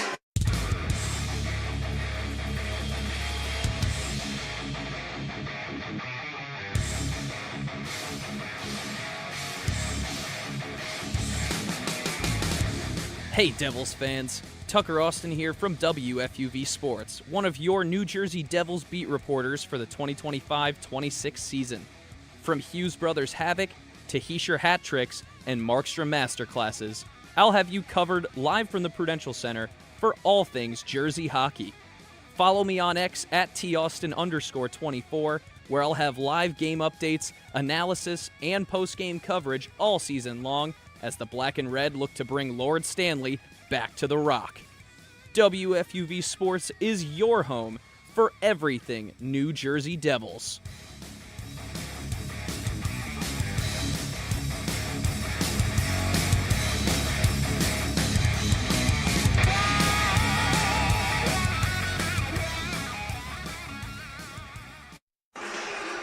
Energy picking up here at Rose Hill. We're set to get back to it.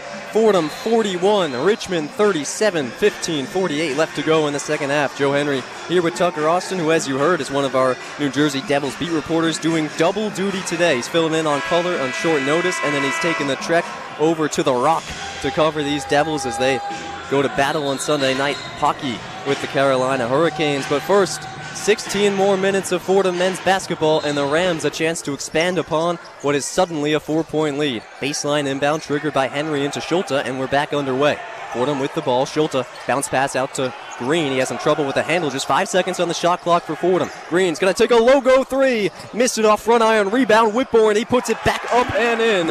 Everything going Fordham's way in the second half. I was about to say, Joe, really fortuitous there with the rebound on a wild three from Marcus Green, landing right at the feet of Whitbourne.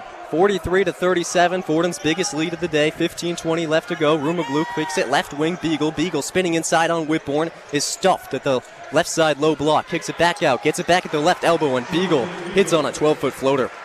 It's really good. Going over the top of Jack Whitbourne with the right hand. Floated it over the Ram big man. Richmond 3 for 8 from the field to start the second half. Fordham with it up by 4. 15 minutes left to play. Henry shoots a bounce pass inside to Whitbourne. He's double teamed. Kicks it back out to Henry on the right wing. And an offensive foul called, 3 in the key for Rika Schulte.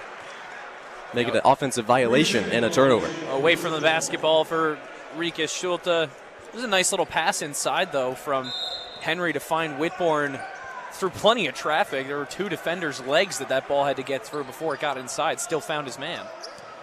Richmond with the ball down by 4, 14:45 left to go. Beagle at the left wing to operate. Finds David Thomas checked in the game. Beagle gets it back at the left elbow. Goes to work on Whitbourne. Bodies him up. Steps back. Fade away. 8-footer. No good. Rebound Whitbourne. That time Whitbourne gets the better of Beagle. Those two banging bodies underneath the rim.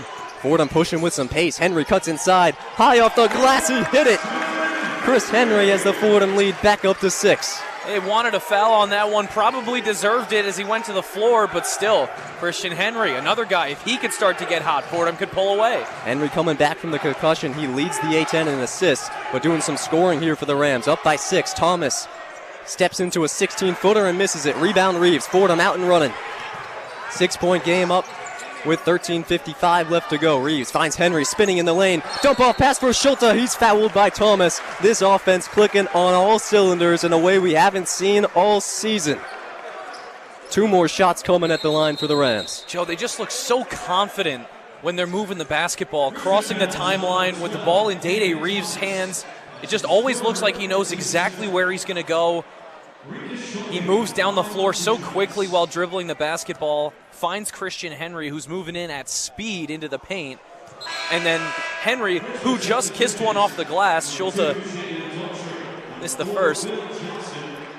Henry moving in with speed. He just hit a floater on the previous possession. He goes up for what looked like effectively the same shot, but instead he dumps it off down low for Schulte, who drew the contact. Schulte missed on his first. Just 3 of 6 at the line so far today, and he misses badly on the second off the far side of the right iron. So an empty trip for Schulte. Rams still up by just 6, 45-39, 13:45 left to go. Richmond with it. It's Aiden Argerbright stepping inside. His floater no good as he hit the deck. Rebound secured by Whitbourne. More great defense from Fordham. Marcus Green will break the Richmond press off the miss. Green defended tightly by Argerbright, who commits a foul. Something to watch for here as Richmond commits his 3rd foul in the first 6.5 minutes. Fordham was in the double bonus for over 3 minutes in the first half, and that really helped change the landscape of the game. And now an outburst to start the second half for these Rams has them up by 6 with the ball. On the flip side of that, Joe, Fordham hasn't committed a foul yet in this second half, so they're also putting themselves in good position late in the game if they need to foul Richmond to keep them from shooting threes. Reeves corner 3 rims out. Rebound Johnston for Richmond. Spiders trying to push it in transition. Johnston steps inside, steps through, draws a foul from Whitbourne, and will go to the stripe for 2. Tough situation there for Whitbourne. The much smaller but much quicker Will Johnston got him to jump a little bit and then tried to cut underneath, so he swung his arms down, caught a piece of Johnston. Prevented the shot from going in, but Johnston's going to get 2 new chances for those points. Johnston's first of 2 is good. He had 20 points against GW after back-to-back scoreless games. So an X factor for this Richmond team as they had a really efficient offensive output in a loss to the Revs on Wednesday. Johnston cans his second, makes it a 4-point game, 45-41. In the fouls department, by the way, Tucker, that was Fordham's first, but of their 7-man rotation, 6 players have committed fouls. They've each committed just 1, so no one in foul trouble at all for the Rams. A lot of signs boding well for Fordham as it looks to make its first A-10 win of the 25-26 season. Reeves the other way for the Rams. Settles things working on Wall's top of the key. He's got a mismatch. He's going to want it back as he sauces it left side to Henry, who's spinning inside, floating and missing wildly on a 10-footer. Rebound Thomas. Spiders with the ball, down by 4. Johnston, right corner, 3 is good. Right in front of his bench to give these Spiders some life in the second half. It's back to a 1-point game. And that is exactly what's so tough about maintaining a lead once you do get it. Christian Henry forces a rough shot on the other end of the floor, doesn't get it to go, and it was still a 4-point game at that point. Then Richmond comes right down the other end, and Johnston, who really didn't have much of an impact in this game before he went to the free throw line and got his first 2 points of the ball game at the stripe, now showing his 3-point shooting ability that he was able to showcase in their last game against George Washington. He can really pop a 3 in pretty much any situation, off the dribble, in rhythm, catch and shoot, which it was in this occasion. If Johnston starts to get hot, Richmond could bring the fight back to the Rams here. Johnston's first 3 of the day is Richmond's 9th and just its first of the second half, and it makes it a 1-point game as we hit the 12-minute media timeout with 12:55 to go. It's 45-44. Fordham will have the ball when we come back, but not before Sam Giangrande has another one-on-one scoreboard update. The one-on-one scoreboard. Cold day here in New York. Get your wool coats and gloves on and do your best impression of a Bob Dylan outfit if you go out today. But let me tell you what's going on in the NBA right now. In 45 minutes, the Pistons are going to Rocket Arena to face the Cleveland Cavaliers. Then only an hour later, the Pacers, who've been having a significant drop-off from last season, are down low in Orlando to play the Magic. Here in the city that never sleeps, at the Barclays Center, we will see the Nuggets play the Brooklyn Nets at 3:30 p.m. In Miami, we will see the Heat play the Pelicans at 6, and at the same time, in our nation's capital, tip-off between the Timberwolves and Wizards. Reigning champions Oklahoma City Thunder will face the Suns in Phoenix at 8 p.m. And then finally at night here in New York, but bright in LA, the Lakers will host the Grizzlies at 9:30 p.m. I'm Sam Giangrande with the one-on-one scoreboard update.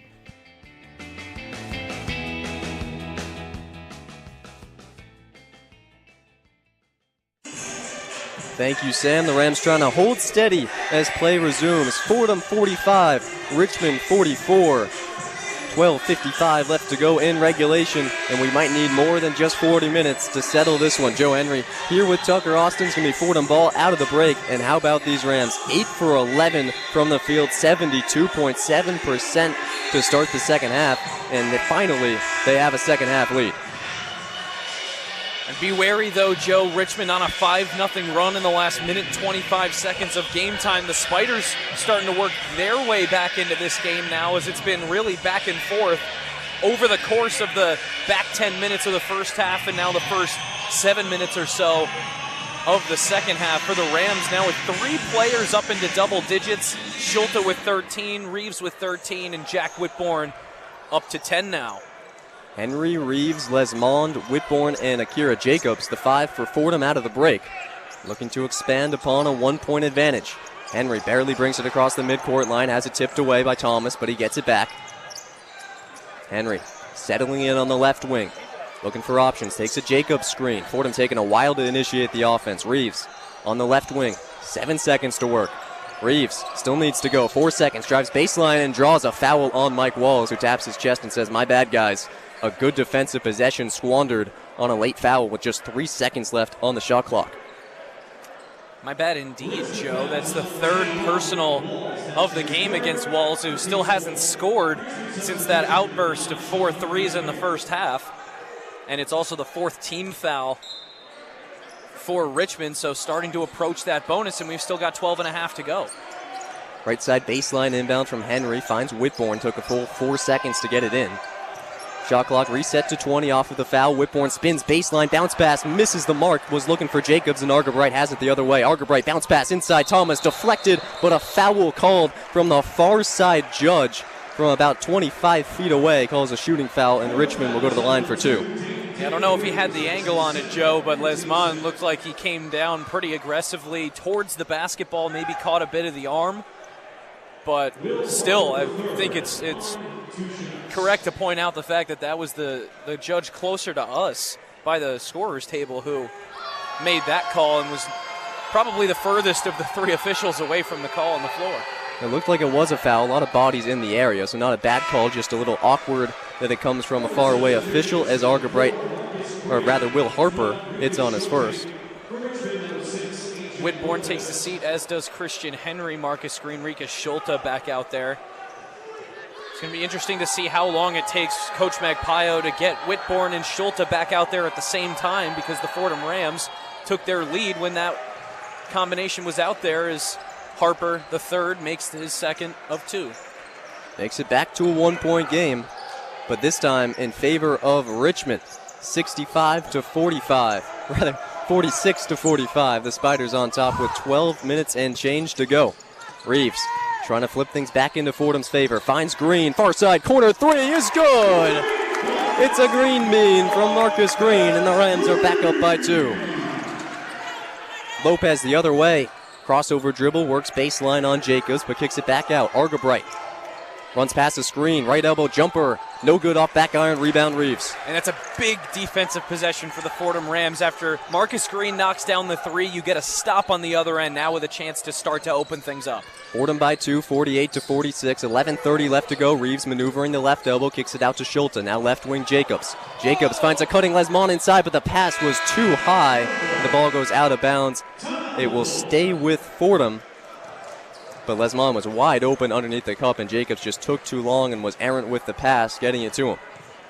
Yeah, all game, Akira Jacobs has looked a little bit hesitant when he has the basketball in his hands. As you mentioned earlier in this game, he made his career high 3 points made in the last game for the Fordham Rams, but today, after going 0 for 2 from 3 and the field to start, he really hasn't been one to try and take the shot when it's there, always looking for the next best option. That time took him a little bit too long to get it to Louis Lesmond. Back and forth here in the second half from the A-10 home opener for these Fordham Rams, 48-46. Fordham over Richmond with 11:24 left to go. We'll be right back, but first a quick break. You're listening to Fordham Men's Basketball on WFUV Sports.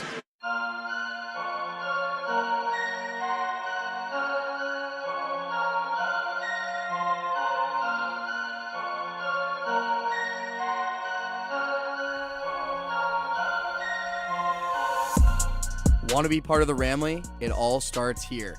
I'm Nathan Rogers. And I'm Kate Cox, and we are two of your hosts for On the Hill, WFUV's exclusive podcast for all things Fordham athletics. From the field of Moglia Stadium to the hardwood of the historic Rose Hill Gym, we've got you covered with the ins and outs of Fordham sports. Every week, every play, every round. Tune in weekly wherever you get your podcasts. This is On the Hill.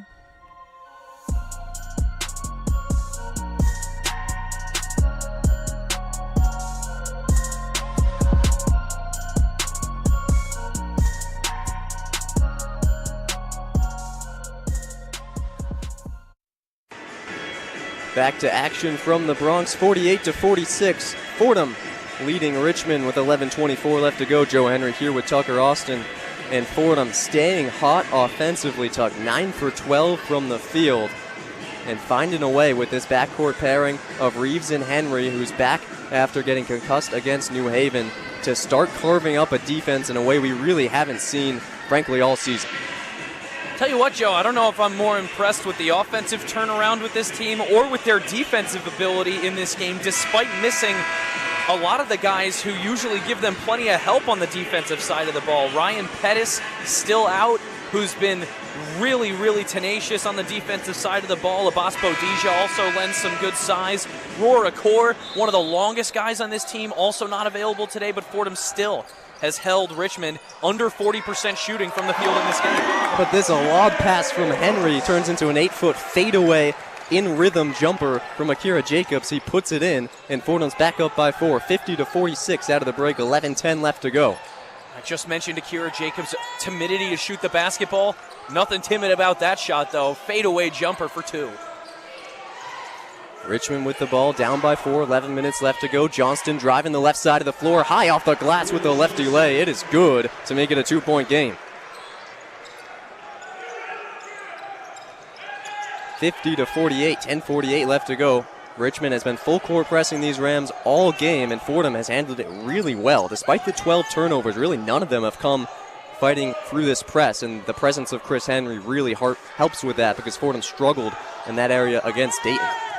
Rams late to get into their action here. 10 seconds on the shot clock as Henry cuts inside and is fouled from behind by Mikkel Tyne. Another Richmond foul, now their 5th of the second half. Yes, it is. 5 fouls for Richmond. None left to give in this second half. Next foul puts Fordham in the bonus with 10:29 left to go in the second half. Henry, left side inbound, bounce pass finds Green. Shot clock reset to 20 off of the foul. Lesmond has it deep on the right side of the floor. Henry gets it back with 10, top of the key, working on the bigger Daughtry. Takes a left side screen from Schulte. Henry surveying, 5 seconds to work on the left wing. Henry gonna step back for 3. You bet! Chris Henry. His triple puts Fordham up by 5. To think Christian Henry almost didn't play today, Joe. What a difference maker he's been for these Rams. Johnson trying to get one back, steps back at the nail, and his shot tickles all parts of the iron and goes down, back to a 3-point game. Exactly what the doctor ordered for the Spiders. Got to cut into the lead somehow. Johnston turning things up here in the second half, scored 20 points against GW. Looking to repeat that performance today and will Richmond to its first win of A10 play. 53-50 Fordham, 9:30 left to go. Henry with the ball on the left wing. Can drive towards the left elbow, step back and pull a J. He missed it, but the tip-in swirls out from Lesmond, a story of the season, as Louis, with a back cut, isn't able to finish on the O-glass. That's an incredible effort, though, from Louis Lesmond on the glass. Beagle, top of the key, thinks about a 3. He's being left wide open from Schulte. He's going to pass it out right wing to Johnston. He cuts inside, now back out to Beagle. Beagle looking for a dribble handoff right side of the floor. 53-50 Fordham, 9 minutes left to play. Daughtry, he's been quiet today. Bodying up Henry, tied up with 5 on the shot clock. Lopez working on Lesmond. He's got to go quick. Drives right baseline. Hit hard by Schulte. His shot swirls in as he hits the deck to make it a 1-point game. No foul called, but some fight being shown on the interior from the Spiders guards. That's an excellent no call on the floor by the referees. The referee's still walking around with intent. He wants to talk to the Fordham coaches.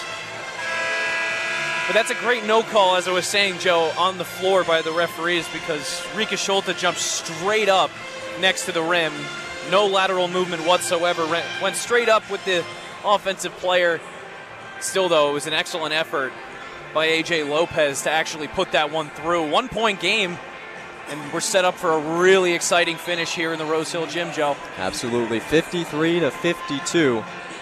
8:52 left to go. And worth noting now, Fordham, worst strength of schedule in the entire country through non-conference play. Richmond, not much better. Bottom 30 in the country in strength of schedule. So these Rams have not had a lot of tests, especially at home. They're 7-2. They've taken care of business, no doubt. But this is uncharted territory for these Rams. At home against a really quality opponent, trying to finish things out in a game where they trailed for the entire first half, save for one play, and have really turned things around here in the second period. And it's really interesting, Joe, because since the Rams played a lighter non-conference schedule, to say the least, the Rams need to sort of build their resume for the rest of this season through conference play. But this game absolutely would look excellent on that resume for Magpio and the Rams. Rams by 1 with 8 minutes and 32 seconds left to go, and Louis Lesmond, working on the far side corner, draws a foul on Aiden Argabright, number 6 of the half for Richmond, and it'll be free throws the rest away for the Rams. 8 minutes and 32 seconds left to go on the next one. That was number 6, so number 7 will get Fordham into the bonus. This one, a right side baseline inbound, impending for the Rams, up 53-52. 8:32 left to go. Fordham trying to swell its lead. Henry looking towards the interior on the right side baseline inbound. He's got no one, so he'll bounce pass out left wing. Green, 3, swirls out Rebound clawed by Johnston. Oh, and you can hear the groans in the arena. These Fordham fans just desperately wanting Fordham to grab some breathing room. Daughtry spinning inside, wild with the shot and air ball controlled by Whitbourne. Fordham moving the other way. Energy building here at Rose Hill. Henry on the right wing, double team, kicks it out, Schulte. He'll try another three. This one is short, but he gets his own rebound into the hands of Whitbourne. A new 20, Lesmond, three, you bet! Louis Lesmond's first three in 17 tries makes it a 4-point game with under 8 minutes left to go. Ale Louis, a good shot from Lesmond that time and a big confidence builder. And Johnston gets one right back, steps into an above the break J. A three-pointer makes it a 1-point game once more. 56-55, both sides throwing haymakers here with 7:35 left to go. You think these teams want their first win of conference play today? Henry, left side running point, takes the screen from Schulte, moves over to the right wing. Ball finds Lesmond on the left side of the floor, loops a pass inside to Whitbourne. Whitbourne finds Green, right wing, closed out well by Argerbright. He's got 6 seconds to work. He drives right side baseline, closed off well, finds Schulte, 3 seconds. Henry, deep left wing three, no good off the front iron. Rebound Argerbright, he's moving in transition, one man to beat, it's Schulte. His move is no good. Rebound finds Lopez. Richmond on the offensive glass. Schulte did great to sprint down the floor and be there for the defense against Argerbright. Daughtry, corner three is good, and Richmond is back in front. I mean, haymakers, like you said, Joe, it's been really back and forth in the last few minutes of game time. Still a full court press from Richmond. 58-56, Richmond on top. 6:35 left to go. Henry at the Script M logo, guarded tightly by Johnston. Henry waiting towards his left, 10 seconds to work. Calling the shots, back to the basket with 5, at the left elbow, bumps off Johnston, leans inside and draws the foul. He'll get 2 shots at the stripe to try and tie. Foul number should be 7 now. 17 fouls against the Richmond Spiders. That one, I believe, though, was in the act of shooting against Chris Henry. Could hear plenty of defense chants in the building during that Fordham possession.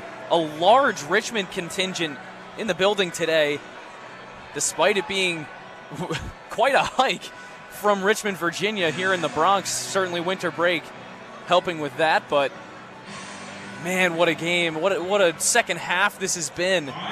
Fordham to build themselves back into the game the way that they did in the first half, and now going blow for blow with the Richmond Spiders in the home opener of A-10 play.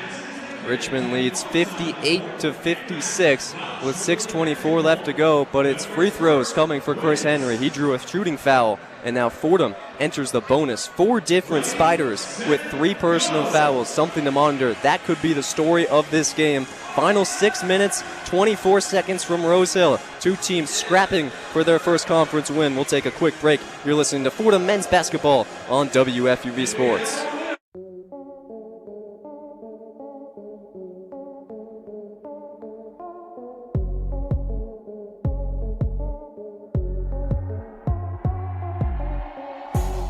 I'm Isabella Terracini. And I'm Barrett Spreitzer. We're 2 of your hosts for College Gridiron, the exclusive home for all things college football on WFUV Sports. Join us as we break down the biggest matchups of the week, Heisman hopefuls, and college football playoff previews. Listen in on Spotify, Apple Music, or wherever you listen to your podcasts.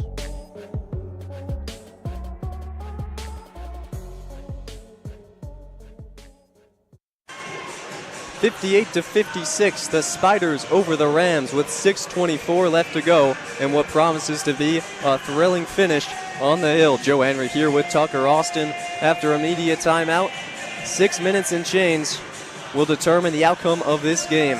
Richmond led nearly wire to wire for the first half, but it was an outburst from Fordham, making each of its first 5 shots from the field to take a lead, and Richmond has got it right back. The three-point shooting, where they made 8 in the first half, coming back to bite Fordham again. Now 3 for 5 in the second half. They made 3 in the past 5+ minutes of change. They're on a 6-0 run in the last minute 38. But, Tucker, it's free throw time for Fordham again into the bonus real early.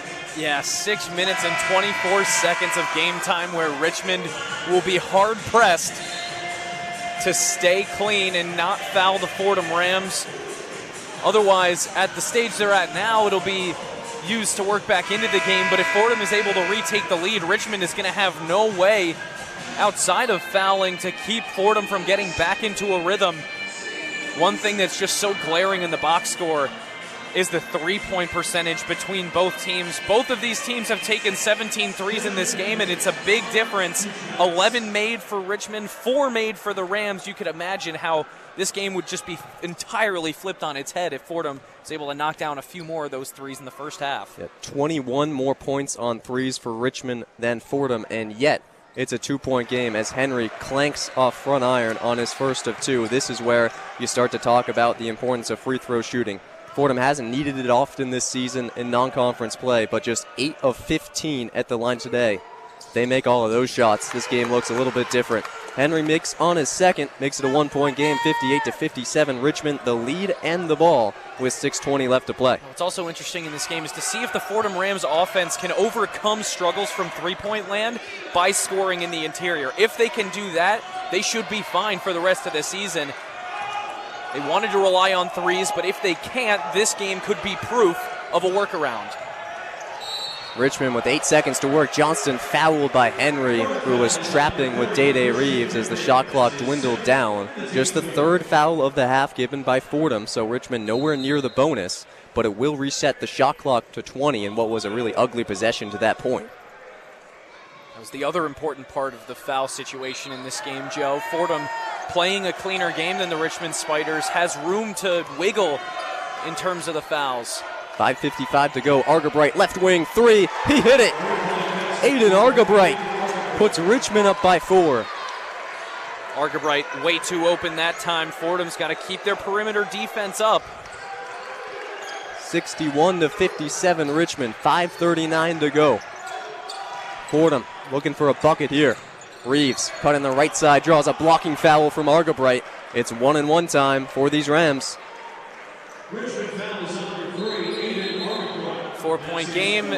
Definitely want to take as much advantage as you can. Up to 8 fouls now. Got to make that first one. Make the first, you earn a second. Reeves entered today 18 of 24 from the line. He's 2 of 3 today. Fordham has a team struggling a bit at the free throw line, but as they have all season, and as I said, it hasn't really mattered so far. There haven't been a lot of games that have been decided by free throws, but this one could be one as Reeves makes on his first of 2, makes it a 3-point game, and he earns a second. Reeves, that singular point put him into the lead on the team and in the game in scoring with 14, trying for 15 now. And he'll connect. 15 points for Reeves, who averages 16.4 a game, good for 4th in the Atlantic 10. And it's a 2-point game with 5.5 minutes left to play. Johnston, right wing. Finds Walls, right elbow extended. He'll draw things back out for Richmond. Finds Johnston, open in the corner, steps into a long 2. Misses off back iron. The putback attempt, no good. Daughtry scrapping for the rebound, finds Johnston, right wing. Johnston, a jumper, is pure. Second chances for the Spiders. Put Richmond back up by 4, 63-59 as the clock bleeds under 5 minutes in regulation. Johnston looked off a couple of open threes that time and picked the 2 over the 3 both times, and then Fordham unable to get something going on the offensive end. A pass from Day Reeves goes out of bounds off Schulte. Was trying to find Schulte on the far side, low block, but put a little too much on it. A costly turnover and a timely one from Fordham. 63-59, Richmond the lead and the ball with 4:43 left to go. Johnston in takeover mode. Right elbow 2 is good from Will Johnston. Will Johnston was saving all of his energy for this back 5 minutes of the game. Like you said, Joe, starting to take things over for the Spiders. Henry, near side corner, double team, finds Reeves on the right wing. Reeves spinning his way inside, dump off past Schulte, wide open layup is good. Much needed bucket from Fordham to stay right in this thing. 65-61, 4:15 left to go. There's that stick-to-itiveness, Joe. Fordham not letting Richmond walk away with this one. Nice find by DeJour Reeves. Walls, 16-footer off back iron. Fordham gets the stop it needs. Down by 4 as the clock strikes 4. Reeves working the left side baseline, kicks out Henry. Henry finds a screen from Schulte. At the M of the script Fordham logo, Henry cuts inside, finds a cutting Schulte. He lost the ball out of bounds, last touch by Schulte, and Richmond will have it up by 4 with 3:46 left to go. Bit of an angry shout from Schulte after that one. That's the second pass that he hasn't been able to corral under the basket late in this one. Fordham still trying to get it into the interior, trying to force those 2 points from the painted area. They know that the three-point hasn't been their strong suit in this game. But, Joe, you got to wonder when they might start thinking about looking at those threes, trying to get somebody hot, because now they've tried to get it into the interior twice on 2 straight possessions, and neither time has it worked out. Richmond's defense starting to collapse a little bit on the inside.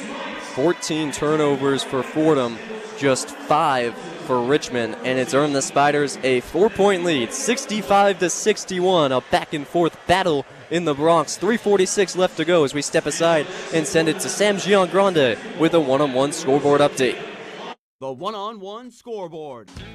Hey all, Sam here. Let's see what's going on in the NFL. The Giants are leading against the Cowboys at MetLife, 6-3 right now. Over at US Bank Arena, the Vikings are leading at home against the Packers 3-0. Then down south in Jacksonville, it's a tie game between the Jaguars and the Titans, 7-all.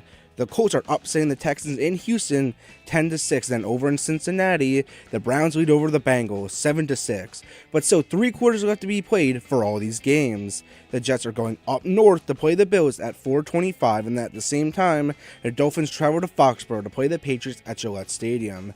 And then the final 4:25 game, the Chargers will go east to Denver to play the Broncos. I'm Sam Giangrande with the one-on-one scoreboard update, and make sure you tune into our post-game report with me and my co-host Kurt Sipple. I'll see y'all then.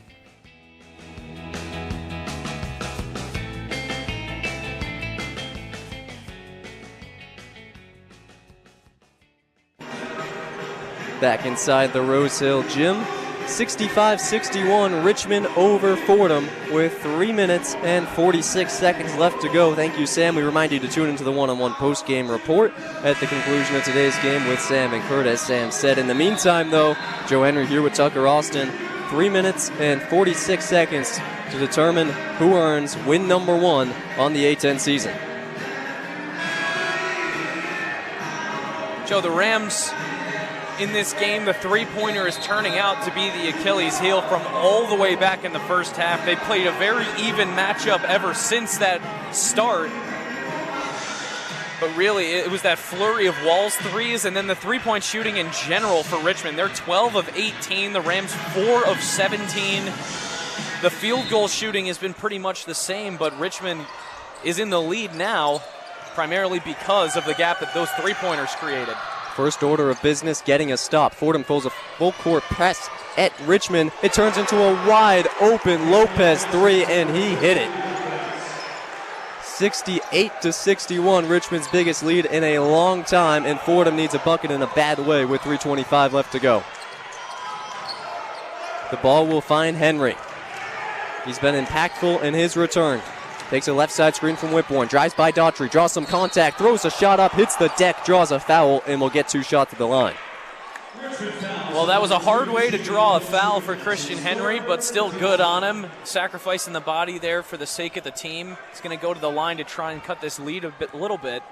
Time not really on the Rams' side, but they got to remember that they were in a very similar, if not this exact same situation back in the first half, and managed to put together a big run at the end of that half and the start of this one. Just need to find a little bit more juice left in the tank on the offensive side. Christian Henry made the first of 2. Well, it's a 6-point game, and the Rams have missed 7 free throws. That's been a game changer. 12 of 19 so far. Henry hits on both. He does his job, and it's a 5-point game, but the Rams got to stack stops and scores here. Marcus Green checks in, Jacobs out. Green 1 of 4 from 3, but he hit his most recent three-pointer. Fordham showing full court press against Richmond. They've had no trouble getting it over when the Rams have given them that look, and they'll do so here. Lopez into the front court.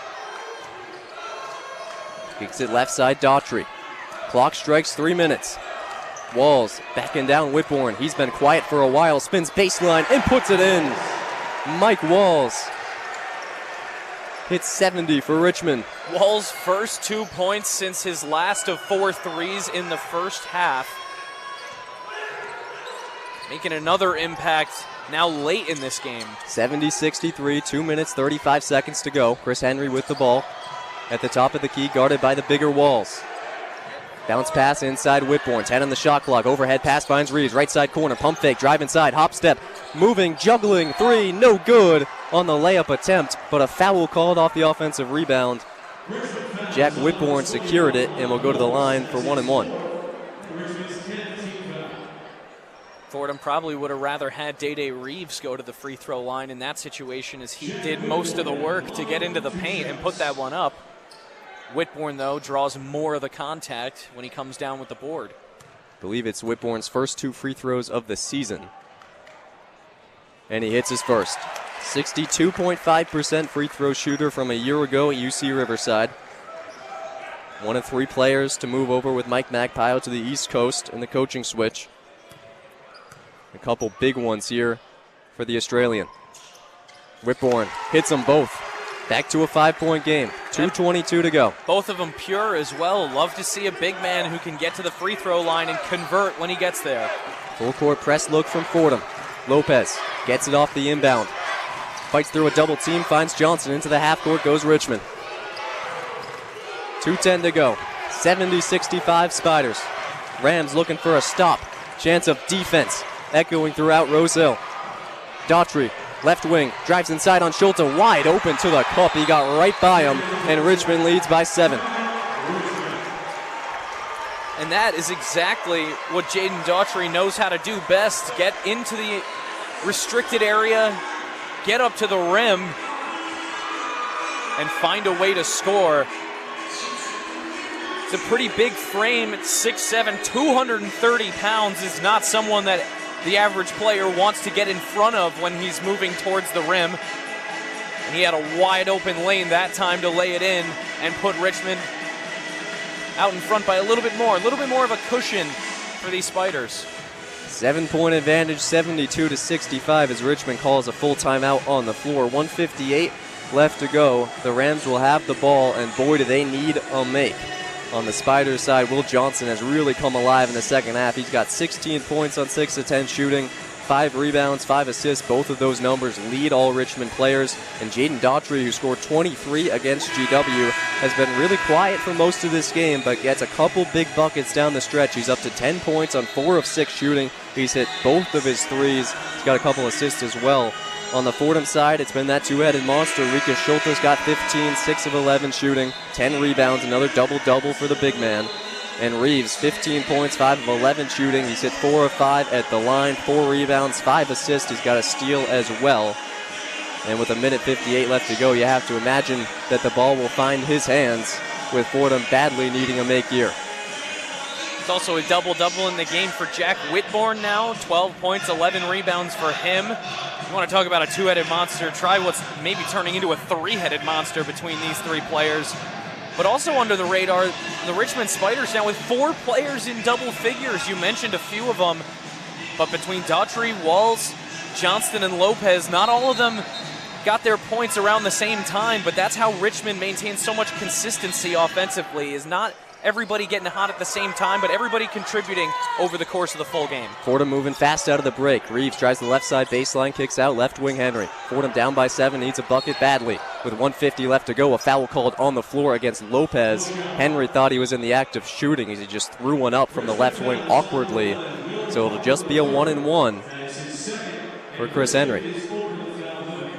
I wonder if they're going to give this to Chris Henry. I think they will. Although it was another situation where Whitbourne looked like he was the player who was more involved.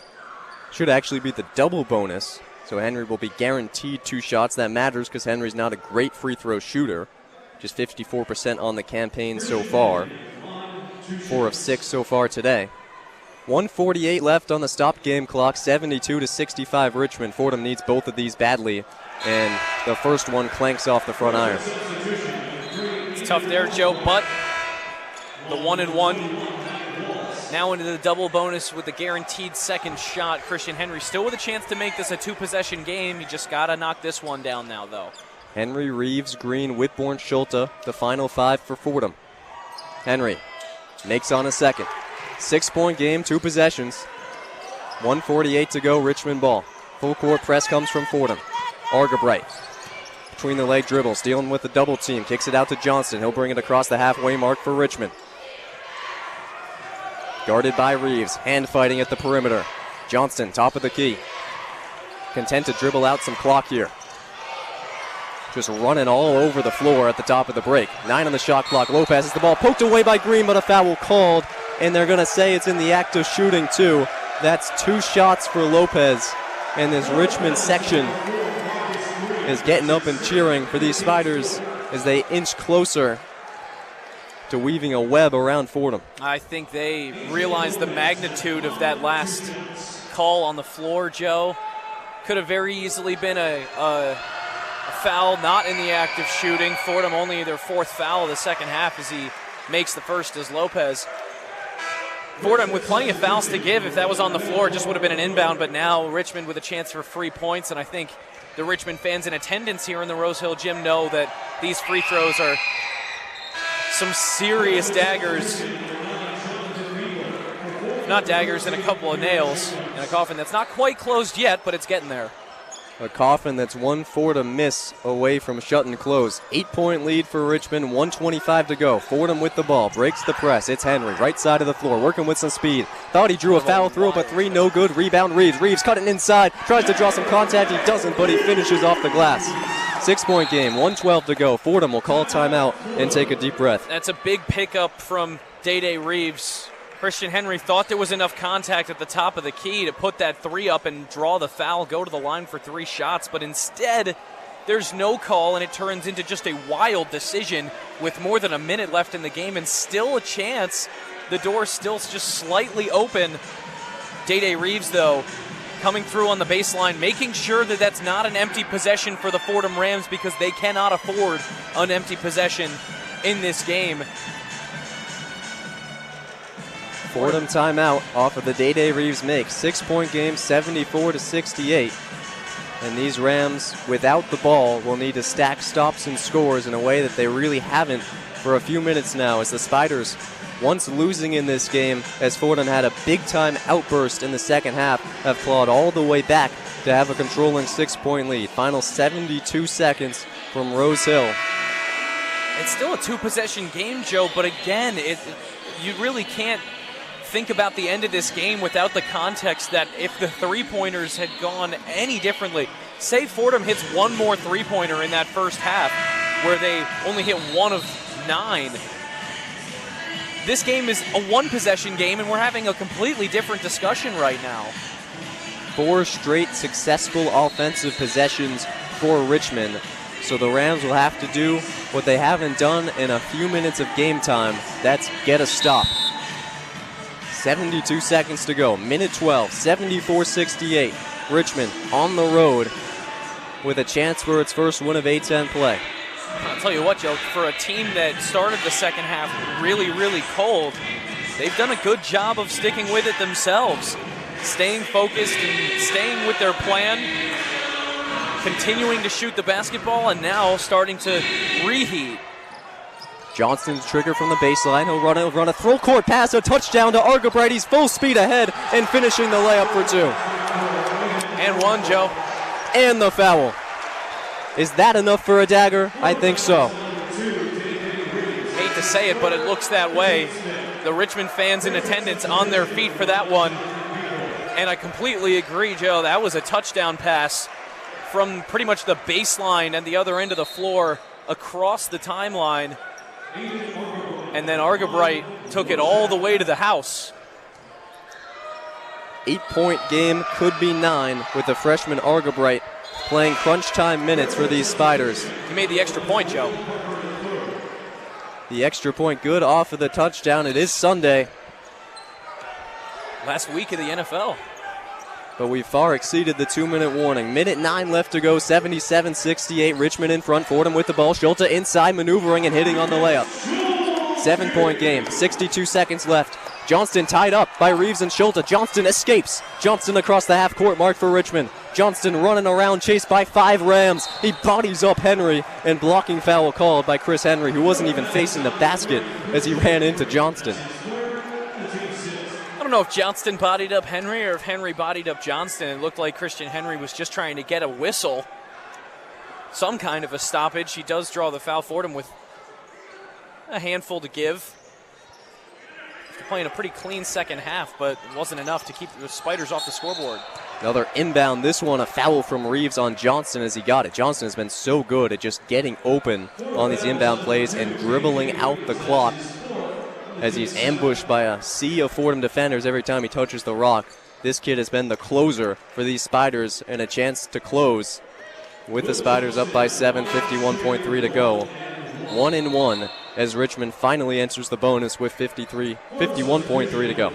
These free throws also for Johnson, or made this free throw if he misses the first one, but if he makes, this would put him in the lead in scoring for his team today. Johnston hits on the first. And additionally, that's the foul. Fordham fouling intentionally down by 7. These free throws, if he does make the second one, I think would be the daggers where Fordham elects not to foul any further in the game. Although if they do hit a 3, you never know, Joe. Crazier things have happened in this building. Richmond up by 9 off of 2 makes from Johnston. Fordham with 49 seconds, looking for a quick 3. Day-Day Reeves, right wing, drives inside on Daughtry. Step back, 18-foot jumper is good, but it's a 2. And Coach Magpio takes time out because it's another good bucket, and we got another 7-point gap here. 43 seconds to go. Another 30-second TO, this one called by Fordham, so we'll stay right here. 79-72, Richmond trying to put the finishing touches on what would be their first win of A-10 play. 43.6 left to go. The Spiders with the ball.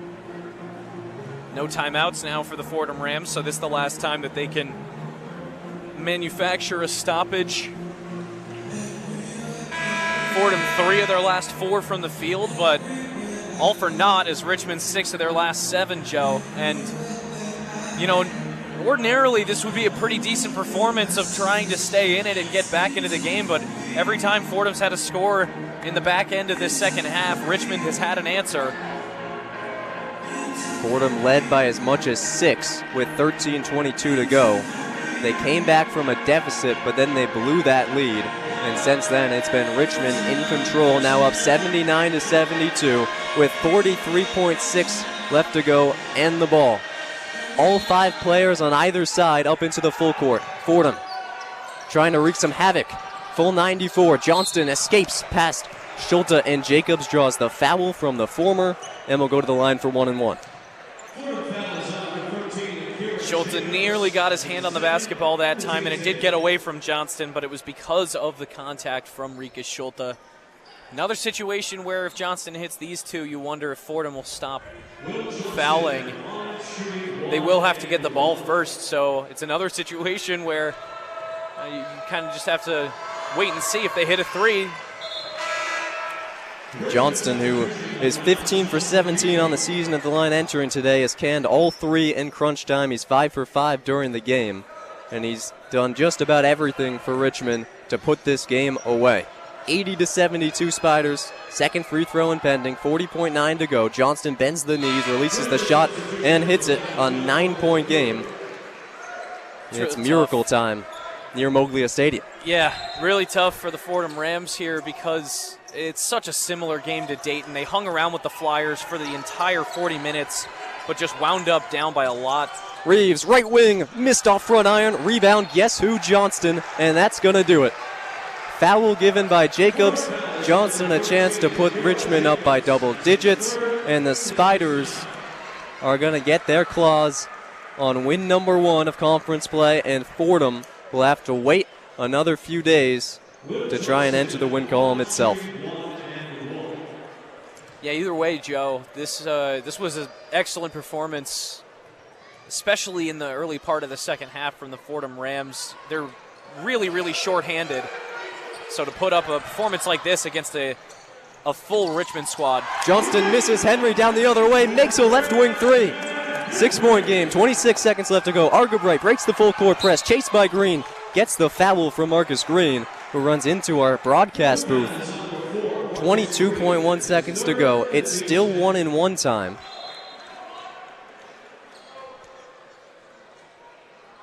Or is it the double bonus? Waiting to get a signal from the official as Aiden Argabright, the true freshman, will get 2 shots. It is the double bonus, so 2 no matter what for Richmond, up by 6 with 22 to go. Argabright hits all parts of the rim, but makes his first. Back to a 7-point game now. So more than 2 possessions with 22 seconds to go. Oh, it's so tough. This is pretty much exactly how the end of the Dayton game went, where the Flyers just got to the free throw line and continued to stay gapped from the Rams. Henry with some pace, left side of the floor, steps into a top of the key 3. Missed this one off back iron, gets the rebound, finds Jacobs, another triple try. This one no good. Rebound Schulte, put back no good. Rebound finally secured by Argabright, throws it off of Reeves. He comes crashing out of bounds. And as he hits the stands, the ball was last touch by Fordham. Smart move by Argabright. He threw the basketball off the defender, and it bounced back onto the floor and then out of bounds again. Ball into Johnston, 7 seconds to go, and that's it. 83-75 as the final buzzer sounds. And Richmond has win number 1 on the A10 season. It's also the 8th win in a row in the series all time by the Richmond Spiders. It's not their first time with a long streak of wins against the Fordham Rams. But for Fordham, another really, really good fight in conference play against a solid opponent. Yes, it was at home, but the Fordham Rams were really banged up coming into this game. So, yes, they're 0-2 in A10 play to start, but it is a deceptive 0-2, I would say. Just need to find a little bit something more in the second half of games to close things out against their A10 opponents. Yeah, it's a game that's a little hard to gauge because, yes, Fordham is down a few men. Roar Core misses his first game with injury today. He rolled his ankle against Dayton. Abbas Bodija misses his second. Of course, Ryan Pett is still out with the concussion, and Chris Henry did play, and he was impactful. He had 13 points and 5 assists, but he did have 3 turnovers and only shot 3 of 11 from the field. So it's difficult to gauge to what degree do you take this as a tough loss, what degree do you take it as a loss to a team that's ranked 120 in the nation, a really good Richmond program. An 8-point loss, a game where you led in the second half, but a game where you just couldn't finish. And what did Mike Magpio say? You need a full 40-minute effort. And we didn't quite get that tonight, but we inched a little bit closer as Fordham falls to 0-2 in conference play. 83-75 the final. Richmond on top. We're joined now by Fordham assistant coach Kevin Smith. Kevin, your overall thoughts on today? A lead in the second half, but not able to finish things out.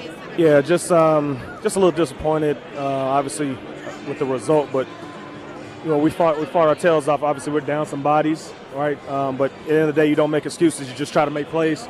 You know, I thought our guys fought their tails off in the second half. Even though we gave up some threes early on, and you know, kept motoring forward.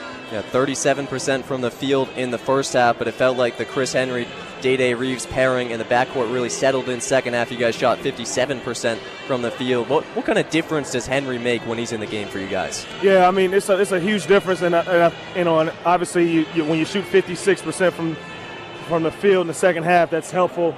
You know, wish we probably could have made a few more free throws, so it would probably helped us later in the game. You know, but I felt like our overall execution, what we were trying to get accomplished, was positive. You know, we got to continue to work to cut down these turnovers. That's going to be a major piece for us as we continue in A10 play. And, Coach, you mentioned not quite the result you were looking for, but it was a really hard-fought game from the whole team throughout, especially in the early part of that second half. Joe mentioned the guard pair, but I want to bring up the backcourt pair of Rika Schulte and Jack Whitbourne. They just continue to look better and better, especially when they're on the floor at the same time. They both wind up with a double-double today. What have you seen out of the two of them over the last couple games? Well, first off, those two are probably the hardest working guys I've been around in my 20 years of being around college basketball. Wow. I think both of these guys are terrific rebounds, got terrific hands, smart, have a great understanding, so it's easy to put them in positions for them to be successful. The reward of production goes to them. Hard-working guys. We just put them in the spots and they execute well. And, we will need to continue executing well as we continue forward in this A-10 play. Short-handed, 0-2 in conference play. You go to a Wednesday game against a really good George Mason team. What kind of things do you tell your team to say, hey, we're right in it against two good teams to start conference play. We can win these games, and we just got to get the ball rolling? Oh, well you feel it, right? Like, fellas, y'all have been here longer than me, right? It's a little different, right? Like, you're in these games. You're in the game at Dayton. I've gotten my tail kicked at Dayton as a player, right? You're in this game with a really good Richmond team that has some experience. And you got to feel some confidence in that. That confidence has to turn into results, right? But you got to continue to push forward, and you got to stay positive with it. Fordham assistant coach Kevin Smith. Kevin, thank you so much. That was Fordham assistant coach Kevin Smith post-game after an 83-75 loss for the Fordham Rams to drop to 0-2 in A-10 play. Richmond advances to 1-1. Fordham will stay home this Wednesday to host George Mason, a 7 p.m. tip here on 90.7 FM WFUV Sports.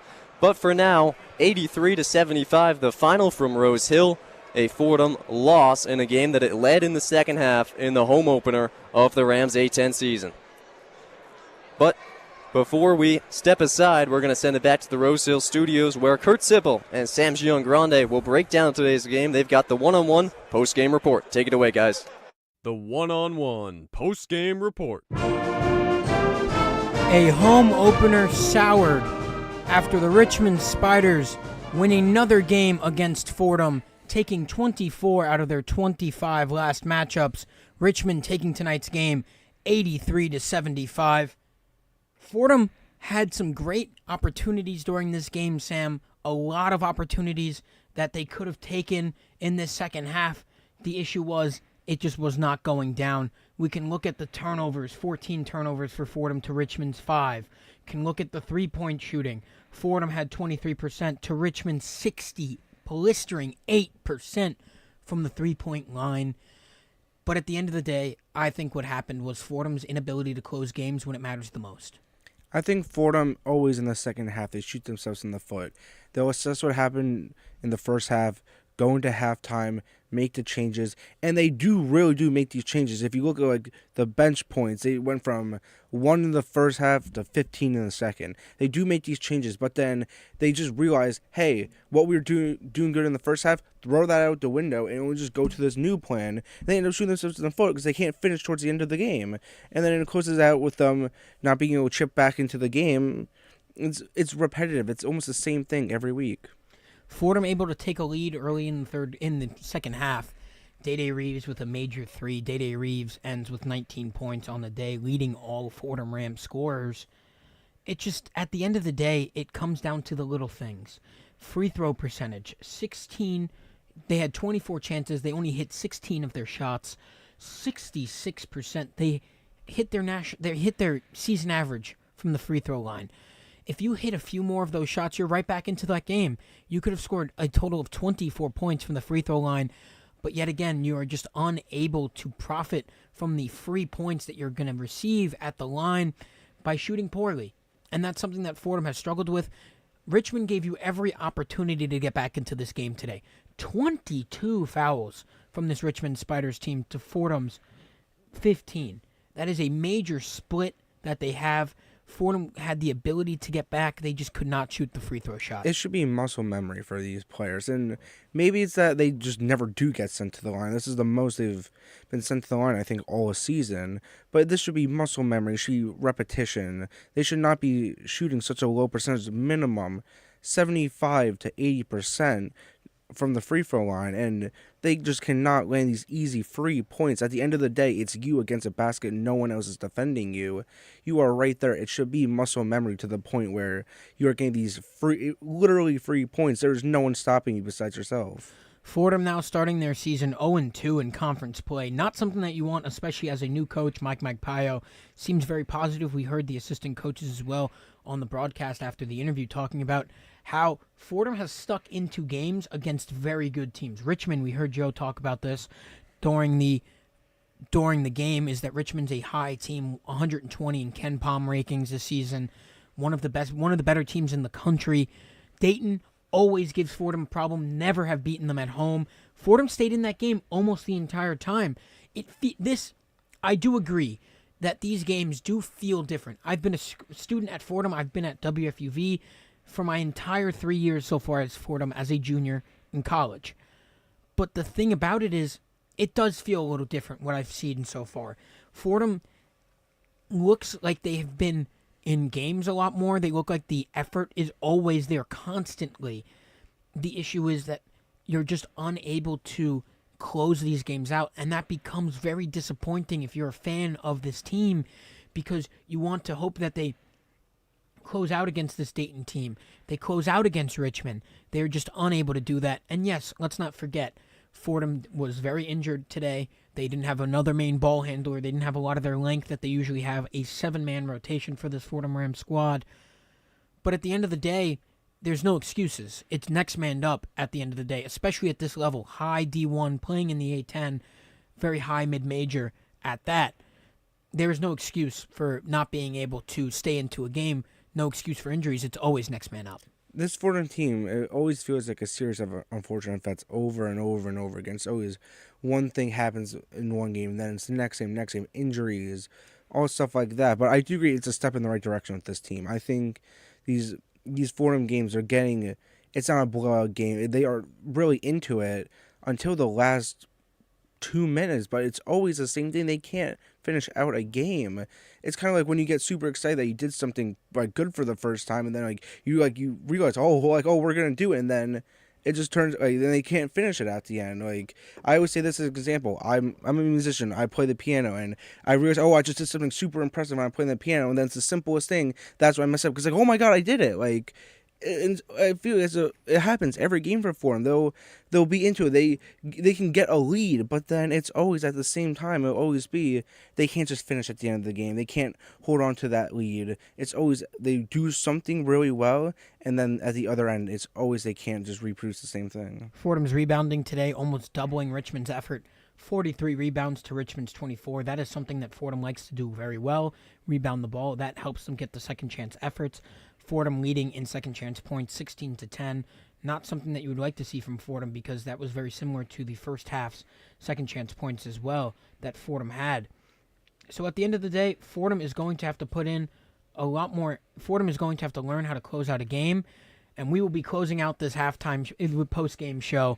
I have been Kurt Sipple. The next game, Fordham will take on a very good George Mason University team at home in the Rose Hill Gym. But for Sam Giangrande, I have been Kurt Sipple. Bobby Chaffardini is the sports director of WFUV.